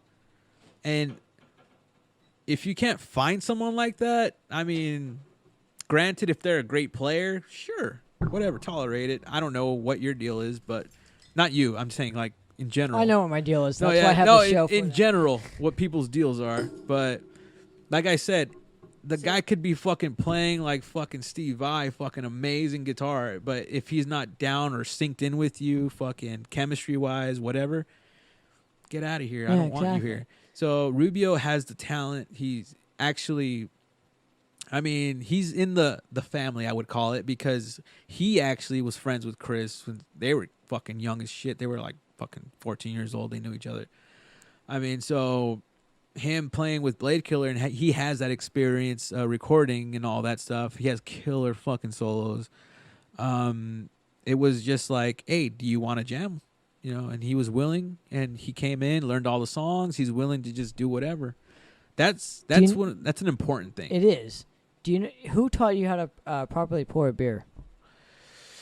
Properly pour a beer. That dude, it's a great skill that nobody knows how to play. So what you do is, ladies and gentlemen, like a 45-degree angle, wouldn't you say, and just kind of like pour it, like, because you don't want too much head. Can I tell you a cool story? We were in Germany one time. Okay. There was an outdoor, I think it was Splash Metal Fest. I don't know why I remember that name. There was a fucking 10-year-old kid serving beer. No way. At the bar. No way, dude. Little tiny kid, and we're like, that's a kid serving beer. 10-year-old, that's fucking crazy. Point of the story is that he poured the beer just like you did. What, right? Mm-hmm. Perfectly. I'm like, dude, it's a different world. Well, when it's you a go different to these climate. places. You know, isn't it legal out there to like, because people drink wine out there with dinner. So, dude. So actually, when you talk to people out there and you're like realizing, like here in the U.S., you wait till you're 21, you're legally able to drink. Out there, it's 16. So they don't get all crazy about, oh, 21, I'm going to go all out or whatever. I'm a teenager, I'm underage drinking, so I go all out. It's not like that out there, man. They actually respect drinking. So, like, I know, like, in Italy, it's like little kids get served wine with their meals. So they respect the drinking. They know their limit. Well, it's all about the taste out there. That's what I like. Sure, that's why I like that's beer. part of it, yeah. I like the taste of it. So that's a big part of it, actually. But for the most part, they respect it more than we do for some reason. I don't know if I could say it in a better way where it's like they... Well, it's part of their culture. With us, it's just about getting fucked up. Yeah. It's not like... Dude, my 21st birthday, I got kicked out of the Key Club. I wandered on my own. I'm blacked out. Somehow end up at the Roxy at the stairs where the outside stairs, just huddled, just sitting there like cradling myself. I don't know. They found me there. I know Who's they? The band? Anthony found me. Anthony or Carlos. I'm blacked out. I know Bam Margera from fucking, you know Bam Margera. Yes, dude. Okay, so he was there that night, and Was he skinny? Yeah. This was back in 2009, 2008, 2009, something like that. Anyway, so I know he was there because the next day on TMZ, they were like, he gets kicked out of the Rainbow. He's trying to get into the Rainbow. And it's fucking... There's a clip. Rick sitting like fucking drunk off his ass on the staircase. I'm blacked out. I don't remember this. I saw the clip on TMZ, and Anthony is yelling at the top of his lungs, "Jackass!" And he's just fucking, he slaps the car that they threw Bam Margera in. And I'm just tripping out the next day like, I don't remember any of this shit. And so people, please drink responsibly. I was a stupid young kid. That's one of the things that you want to top your friends at being a fucking drinker. I don't know why. That's just a teenage mind, late teen, Right. You're 21. You're just like, I can outdrink you. Oh yeah, we once killed a fucking keg, us 5 or whatever, how many it was, just to prove that we can drink. I don't know what our line of thinking was. Do you know what we have to do now? So now the next podcast that you come on with me, if you're ever interested in coming back on with myself, we got to kill a keg and have. You know how many beers that is? Or we'll try it out. know, Well, we maybe we'll have you, Anthony. Maybe we'll have all fucking 4 of Fuel by Fire and me, and we'll just kill a cake because we have a platform. We have the podcast, so it's like we could come here and do a 5-hour podcast for no reason. That sounds like a party, bro. Why don't we do it? That's more than 4 people is a party. I don't know. Why don't we do it? Just all you have to do. You got to yes. invite, and maybe we'll show up. I don't know. Maybe There's I don't a want to. cake, Maybe you know what I'm saying? I'll bring a cake here as long as you guys show up. No, we're not big drinkers anymore. I'm not. I do like to have a beverage though. With socially speaking, I know the green stuff is really prevalent. Carlos and Anthony. Oh, the are weed? Yeah, the masters. but I can't do weed and do a podcast Me anymore. either. It's really No. difficult for me to do. No. So, But Hey. I know the drinking, dude. Like that. I remember we got that keg, right? This is when we were like 20, 21. And we started drinking. We drank all day, and I calculated that we each drank about 40 beers 40 through beers. the day. Not like That's a lot of beers, dude. I'm talking about from morning to night. Okay. That's still a lot of fucking beers, So- dude. I've drinking 5 and I'm fucked up right now. Yeah, I don't drink that much anymore. I was telling you earlier, I don't really drink that much, and but I mean, it's socially, I like going out, having a fucking couple beers. Why not? But when I was younger, what I'm trying to get at, fuck, dude, just get fucked up for no reason. That's why people be careful. You know, don't fucking drive when you're drunk either, please. I wish Uber was around back when I was younger too, dude. That's such a great tool because I literally set myself. I'm like, all right, I'm gonna go drink tonight. I'm gonna call an Uber. Fuck yeah. You know, depending on them to fucking drive me everywhere. So unless, you know, if you back then you were just stranded, you're fucked. You know, don't fucking get behind the wheel. You're just fucking stranded. I was stranded South Central, East LA. I'm like, I can't go nowhere. I'm fucked up. I couldn't even find my keys. Can you give me the story real quick on how you met Roger?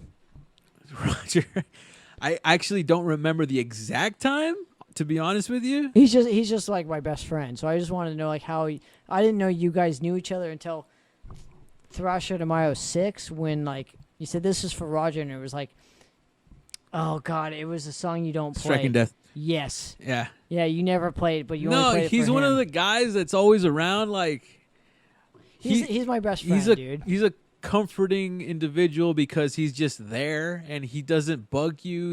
He's just there to hang out. He's just like, Yeah, that's what he does, dude. I love Roger. that fucking guy. When Razor played at the Regent, he was on stage next to the amp the entire time, just headbanging, drunk.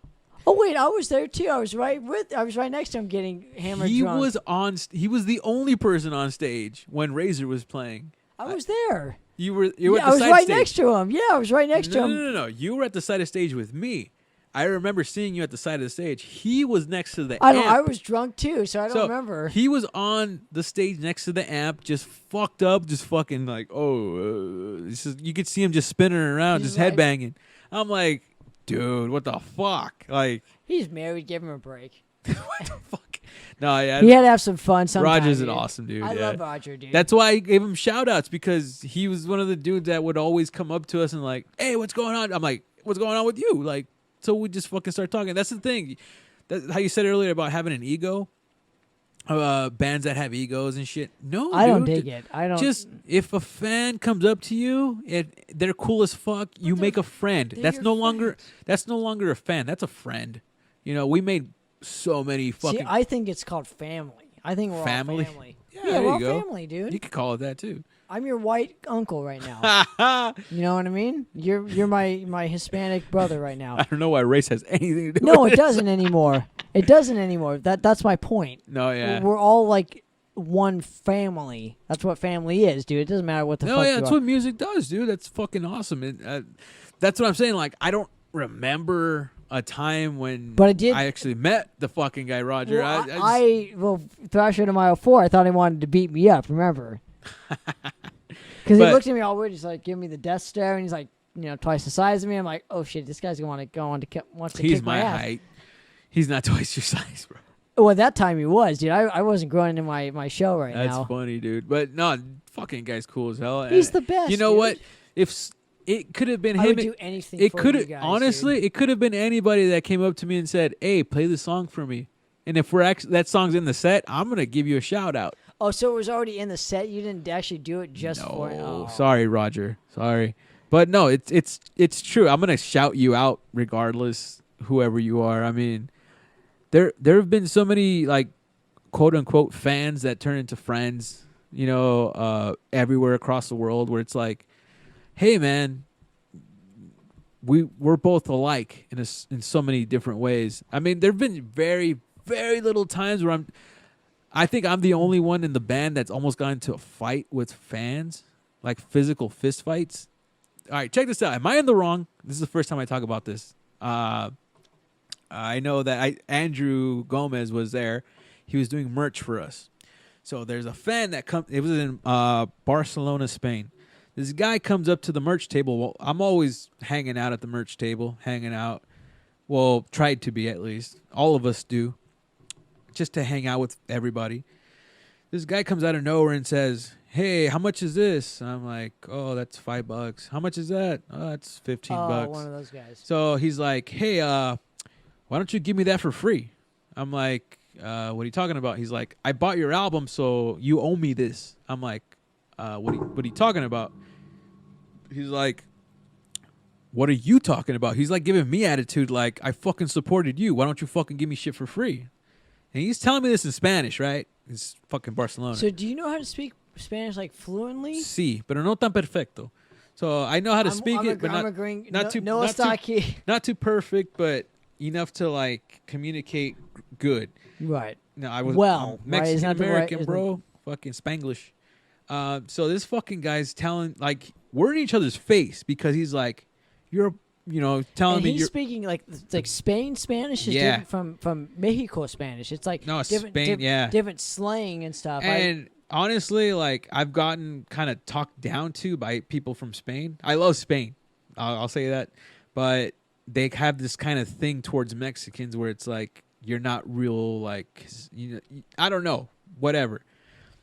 I have plenty of Spanish friends from Spain that are cool. This guy's just a particular guy that came up to the merch booth and he was like, you owe me this because I bought your album. I'm like, no, dude, like, we have to sell it. We don't own this right here. The label actually supplied it, whatever. I was trying to explain to him, like, I can't give you this stuff. And so he starts getting in my face like, oh, you're one of those fucking people. I supported you fucking guys, this and that, and you can't give me something for free. I'm like, a switch just went off in my head. I'm just like, you know what? Fuck you. What the fuck? Like, and I saw the look on Andrew's face because he's the guy doing the merch, and he's like, oh shit, something's going down. I'm like, you know what, dude? I just told him straight up. I'm like, I'm not giving you this shit. I don't fucking owe you anything. Thank you for buying shit, but I don't fucking owe you anything. Right. So, I mean, if you're going to come to blows with one of your fans, that's not a good thing. It's kind of like tripping out. Like, why is this guy talking to me like this? Why? Like, why is he being so condescending when it comes to I'm like, so it was weird in the sense that at the end of it, I'm like, I can't give you shit, bro. Like, what do you want me to do about it? Like, are we going to get down? Like, what's going to happen here? So he looks at me. He's like, all right. Like, looking at me like, you're a fucking piece of shit. And I'm looking at him like, you're a piece of shit. So he walks away. He goes to the bar, waves me over, and buys me a beer. And I'm like, what? I'm already heated. I'm like, you son of a bitch. Now you're trying to extend a fucking olive branch. Like, oh, here you go. I'm looking at him like, you just, like, demanded something from me that I couldn't give you. Now I feel like shit. And so I go to the bar. He fucking puts a beer there. He's still looking at me like, you're a piece of shit. And I'm looking at him like, you're a piece of shit. I just pound the beer. I slam it on the ground. And I'm like, thank you. And I walk away. But I'm just kind of like, was I an asshole? Should I have given him something? I'm just kind of like totally fucked in the head. Like, I'm like, that's a fan. He said he bought the album. I was tripping out that night. Luckily, that wasn't the craziest thing that night. Because I know that Creator got their set pulled by the promoter and all kinds of crazy shit happened that night. But I was just kind of like, I almost got into a fist fight with one of my fans. That's not supposed to happen. Right. I'm the guy that's like, fucking making friends with the fucking fans. What the Right. fuck? I kind of want to know like where you guys are at. There you, there you go. Today, What was that? where you guys are at today. All right, so we're writing new material. Okay, You have- so like I you just have said, John in the band, right? He's doing his thing, right? he's the guy that's down. No, so right now we're actually writing new material. Here's what we don't have plans that are set in stone, but this is what it is right now. Right now, we're Carlos, like I said earlier, he's the fucking maestro. He's a conductor. He's the music guy, and I've always looked to him. He is fueled by fire. To be honest with you, like I've always looked to him as like, thank you for letting me be in your band, even though I got into the band It's like your right after. band nowadays. Yeah, I get it. Either way, like, pretty much what he says goes, and I'm okay with that. I look to him as he's the fucking man. He actually started writing new music. He's like, I want to write this new music. We're gonna do it. Let's do it. So, he has a lot of music written. So what we actually don't know what we're gonna do with it yet. I just kind of know that we want to release something short, as far as like maybe a demo or like an EP type of thing, just to get it out.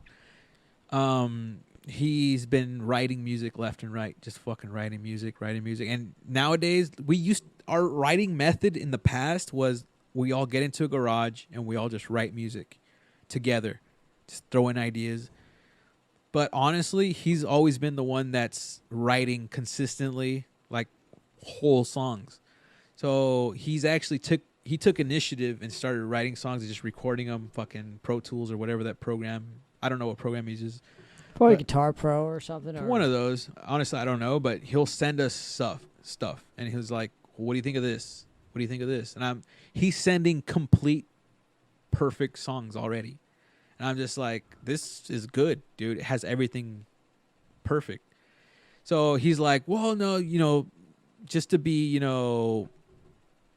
good about it." He's like, "Everybody put their input into it," and I'm like, "I like it like that. Let me just write to it." And so I think what we want to do is just like release something short and then maybe an album after the fact. But we want to get like, because it's been so long since we released music, we just want to release something to let people see like, hey, this is what we have now. And honestly, there's a lot of bands that are our generation. I don't want to say a lot, but there's some bands that they kind of lost their path, and I don't want to say sell out, but they're just kind of fucking playing something for the masses, where it's like, hey, bro, like, that's interesting that you hear that to hear that or whatever. well, it's not a bad thing, but it is a thing. I'm like, you're not sticking to your guns here, bro. Like, what are you trying to accomplish here? Like, I don't want to say like selling out is a bad thing necessarily. You're doing your thing. You do whatever you fucking got to do. Like, if that's literally like what you want to do, cool, man. Like, that's your decision.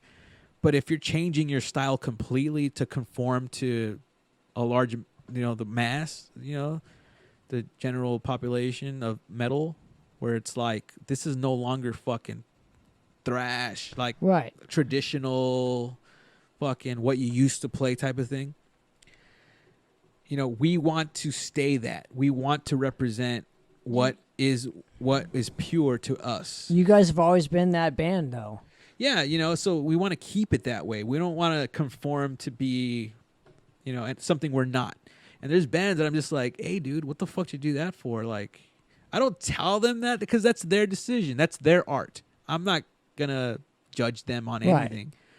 But there's, that's what they want to do. Cool. We're not going to do that. And we take our time with everything, obviously, and we just do our thing. So I wouldn't want them to say, why are you doing the same shit over and over? And I'm not going to tell them, why are you changing your style completely? But we want to like keep that going. We want to keep the purity of the aggressive music going, Do you ever think that it's going to be a Thrasho to Mayo 7? with all the politics that happened in Thrasho Mayo 6 that nobody else likes to talk about?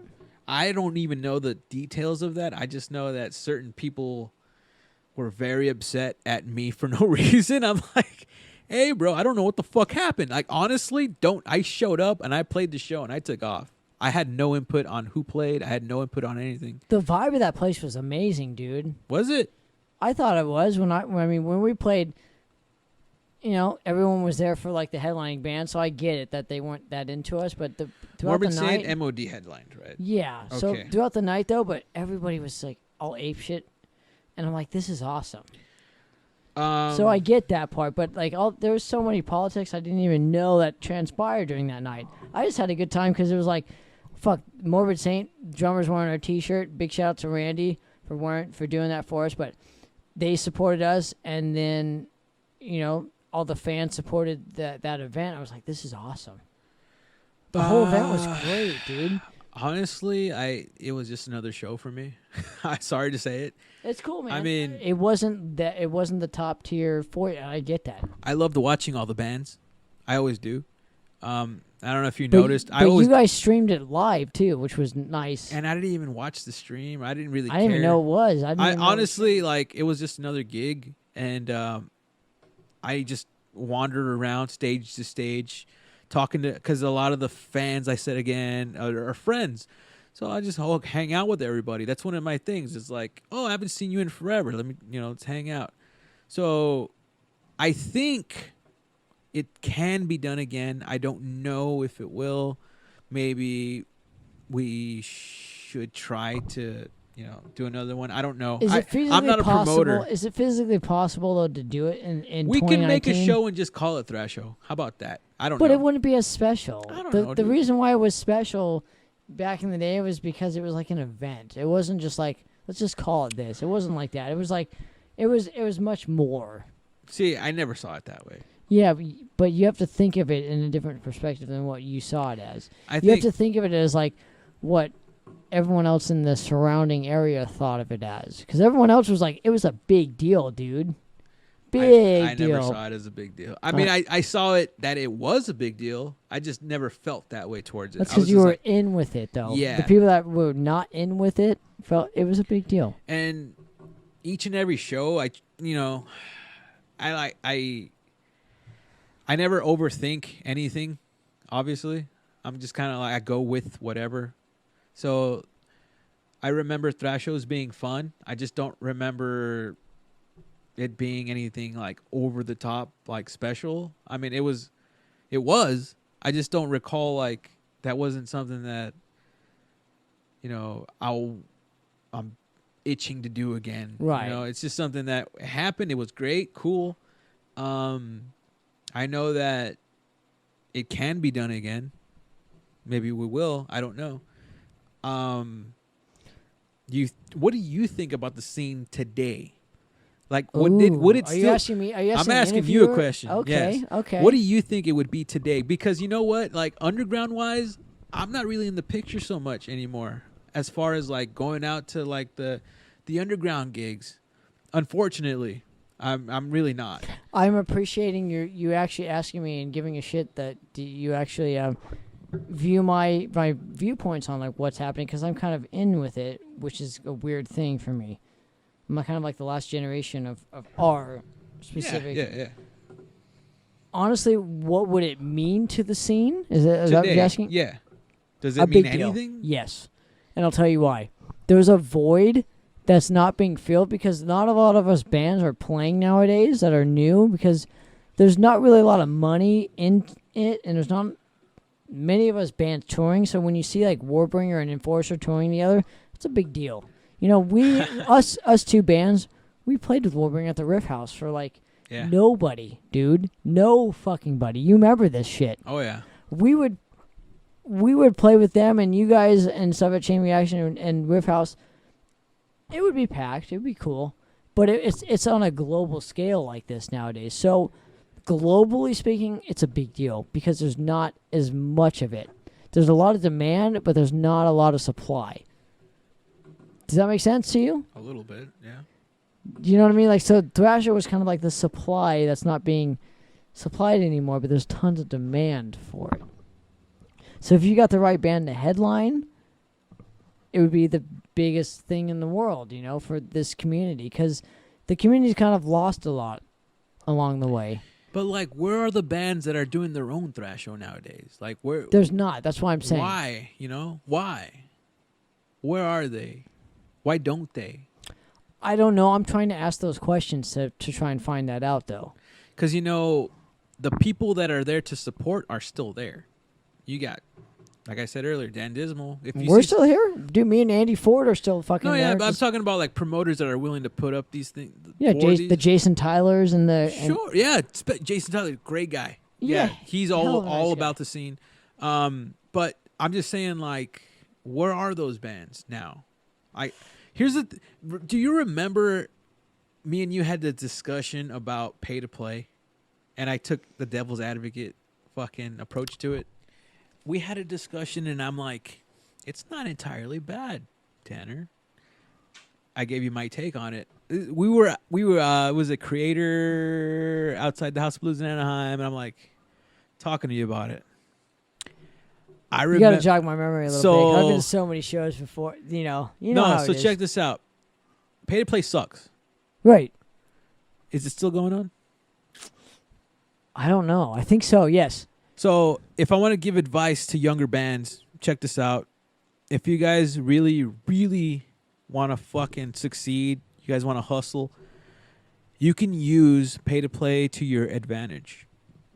So if you really want to fucking prove yourself, I can recall playing when we play like the Whiskey. Okay, so we would get 50 tickets from the venue, and they said sell these tickets, and here's another 15, 20 tickets. Whatever you, if those tickets that you sell, you get to keep all the money. That made us motivated to sell every single ticket. What happened was that helped build the scene for us, helped build the scene our way. As far as like we would go to backyard gigs, whatnot, fucking record stores, whatever. We would literally post this stuff on MySpace, whatever, and we would say, we'll meet up with you. We would travel to wherever the person was and sell these tickets. Yeah, I used to do that too. What's the big deal about it? If you are down, you will do that on the highest level possible. We used to take the 75 tickets and we would ask them for more tickets. What happened was everyone started showing up to our gig and they would watch us play and then they would take off after. Who was dominating that show? Us. You build your fan base that way, right? So if you can, fucking do that. I mean, it sucks, but use it to your advantage. We used to make good money doing that, honestly. We used to fucking leave with like fucking $500, $800, whatever it was. And we used to have to sell tickets. So it's like, use it to your advantage. If you just bitch about it the whole time, nothing's going to happen. These venues that do that, they're not going to stop. This is what they do. They're not going to care if you boycott, whatever. Use it to your advantage. Fucking hustle. Simple as that. And that's not the only venue we had to do that with. I mean, Hoagie Barmichael's in Newport Beach, we got like 30 tickets to sell. Dude. And we had to sell these tickets to play. So you guys only played there one time? We played it like 3 times. Okay, Carlos only made it seem like you only played there once. No, that was it a venue. like 2 or 3. That was a venue that we would always play all the time. That Did was you like have to sell tickets? Yeah, all the time. We used it as a We made motivational. money. We made money every single time, though. See, that's what I'm saying. You got to use it as motivation. Is like, there are bands that are like, well, I'm playing, so I better get this crowd. I don't know. That's just the way I see it sometimes. It's like, you better hustle for this shit. We did. And you know where that landed us was in good hands with, because we would always sell these tickets and the promoters are like, well, these guys fucking hustle. Let's let them have their own show. That's kind of where Thrasho came into play, because they saw that we were hustling. We were getting these big crowds and they're like, well, let's let them have this show. But you created the opportunity afterwards. That's what that's the thing that you guys did differently than all the other bands that do pay to play. You created an opportunity with it. That's what I'm saying. That's what's got to get done. It's like, create your scene, you know? Hey, you don't tell me, dude. That's why I got the podcast for. That's awesome. Thank you very much. Do you know what I mean? That's why I got the radio show. I know what you're saying, dude. We're on the same wavelength. Other people need to start doing that, though. Sure. I mean, it's not going to always work out the right way. Of course not. But as long as you put the effort into it, it's like you got to determine somehow what exactly do you want out of this, you know? If you're going to be playing in a band, you're playing music, what do you want out of it? Well, I never thought of it. What do you want out of it? Exactly. That's the thing. I never knew. I didn't care. It was just play. I think you want the music to continue after this. I think you want extreme metal to always continue and stuff because that's why you made the effort to do Fueled by Fire. You wanted to still instill that extreme metal to the next generation kind of thing. Honestly, I don't know which one of us actually, like in Fueled by Fire, actually was the driving force behind all this stuff because we just kind of went as we went. You know, right, but you're in the band though to still enforce extreme music. I recall. Period. No, yeah, of course, always. But I don't recall specifically like, hey, here's 20 tickets, sell them. Let's keep going. I'm not saying that. I'm just saying musically speaking. Musically speaking, you could just fucking always jam. Led Zeppelin fucking coined that. It's like just fucking play your music. You know, just play. You like playing music? Play music. No one's going to tell you not to play music. If you're good at it, good shit will come out of it. Have you guys ever had interviews where they just tell you to write stuff in? Like they send it's awful. It's like an essay. Yeah, fuck that shit. I'm like, I don't fucking feel like writing anything, dude. It's like an essay. It's like, I'm not going back to fucking school to do this. Yeah, I'm just like, all right, I'm going to give you like a 1-sentence answer. Right here, I get to give you the Yeah, but here's the thing. details. How many people actually listen or view that fucking website? I don't know. I've had some from like South America, Europe and shit. I'm just kind of like, who's going to read this shit? I don't know. You probably have just as many people watching this show as you do with that show, but you're at least having fun. I'm providing the beverages. We're drinking beer. Awesome, cheers to you. Oh, I'm already out. Thank you. No, yeah, it's like... Here, I'll trade you. You can drink the rest of that. So it's like... The point being is like, I'm creating... It's the same thing. Seriously, I'm creating an avenue where we used to do this shit. Because I used to do it, I got sick of it. I'm like, I want to create something better. So That's this awesome, is like dude. The podcasting world to me is better. We get to have elaborate conversations, and if Blabbermouth wants to fucking do a sentence long thing, people get to actually hear the real story. Like I'm interviewing you like one-on-one. This is real, dude. A 2-hour conversation. It's not a 1-sentence fucking just what's the word I'm looking for, dude? Where they only hear like a 15-second block of this, and then like that's the headline. No, they get to hear the whole fucking 4-hour conversation if they want to, and actually learn about who you are and your influences and Fueled by Fire and like why the music means a lot to people, why you created it. There's a bunch of other shit that happens. Like I'm interviewing John Keevil after his tour. I already got the okay from him. Super stoked for it, dude. He's one of the most elaborate talkers. Absolutely. Meet. But I'm a good listener. That's awesome. He's a fucking history major. Dude, I'm not a history major. He's a fucking legitimate history major. I'm like, when I talk to him, I'm like, hey, I know, because he has a degree. He has a bachelor's now. Yeah, in history, and I've taken classes on. I love history. I'm just like, I just wrote a fucking essay about the Desert Storm, and he's like going into detail about all this shit. And we're having this fucking great conversation. I'm like, very intelligent. How do you remember these fucking details, dude? I don't remember these. I know I wrote an essay about it. He remembers the entire thing he wrote.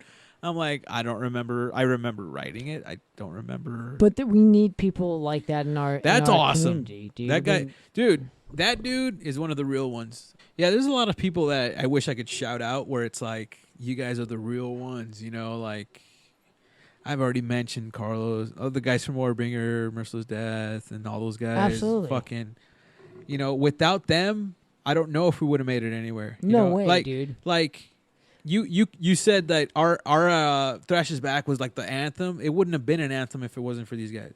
You know what I'm saying? Like, it took a collective thing for that to happen. Even I give major props to guys like Joel from Toxic Holocaust.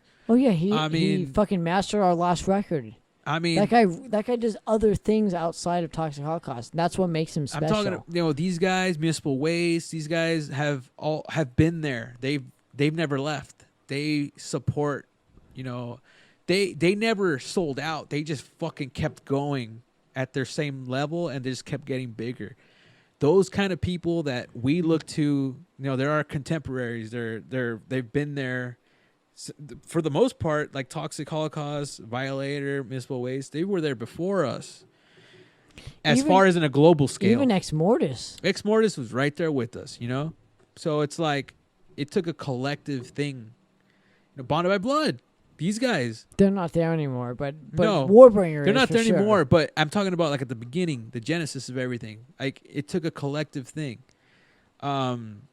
There have been so many like influences, so many people that helped out here and there. Like I could even shout out like Carlos's parents that helped us out, that helped organize some of these gigs. Man, I remember the first time we opened up to what was it? Toxic Holocaust at the Knitting Factory, and Dan Dismal. We met him that day. We got paid for the first time ever to play a gig, ever. He was like, "This is all I can pay you." We're like, we're getting paid something to play? What the fuck? And the lessons just started from there, like so many different voices and, people coming at us, like helping us there. Like Oliver from Keep It True. He believed in us before we were even fucking signed. People like that are just there to support the scene. Those people deserve a shout out. Like they deserve, recognition for what they did. We were just part of that. I'm part of that. You're part of it. Well, when it comes to underground, you're doing a fucking great job. Thank dude. you, thank you. Because you're documenting everything that happened back then. And these bands, everyone's still here. Everyone's still thriving. All you guys are, dude. Yeah. So that's the awesome part. I'm just saying, like, I appreciate. No dude. one ever took the time to actually get the full story. The full story, You're asking all the great questions. Thank you. Because I have been on other podcasts, and it was just kind of generalized, like, oh, this, well, it wasn't really in depth. It was just kind of like, hey, how's it going? Have you ever thought about getting your own podcast? Because you're very knowledgeable when it comes to like certain things. I would like to do a podcast. I just, it would be something fun to do on the side. I actually like what this is. I had intentions of starting one after the Hellbound one, Hellbound podcast I did, but I was just kind of like disencouraged. I'm like, I don't really know if I want to, have to buy a mixer, have to buy. I have a microphone, obviously, but I don't know. Maybe we'll see. Anyway, but Mr. Rick, thank you so much, dude. Seriously, thanks a lot, man. Pleasure, dude. It was fun. I'm looking forward to doing a part 2. Thanks a lot to all the fans, all the people that I know. Thanks a lot, everybody. And make sure to go check out Fuel by Fire. I'm out of here. Poppitt's Corner, episode number 42. Mr. Rick Rangel from Mr. Fuel by Fire. Thank you so much for everything that you've done for the scene, and thanks for coming on the podcast. I really appreciate it, sir.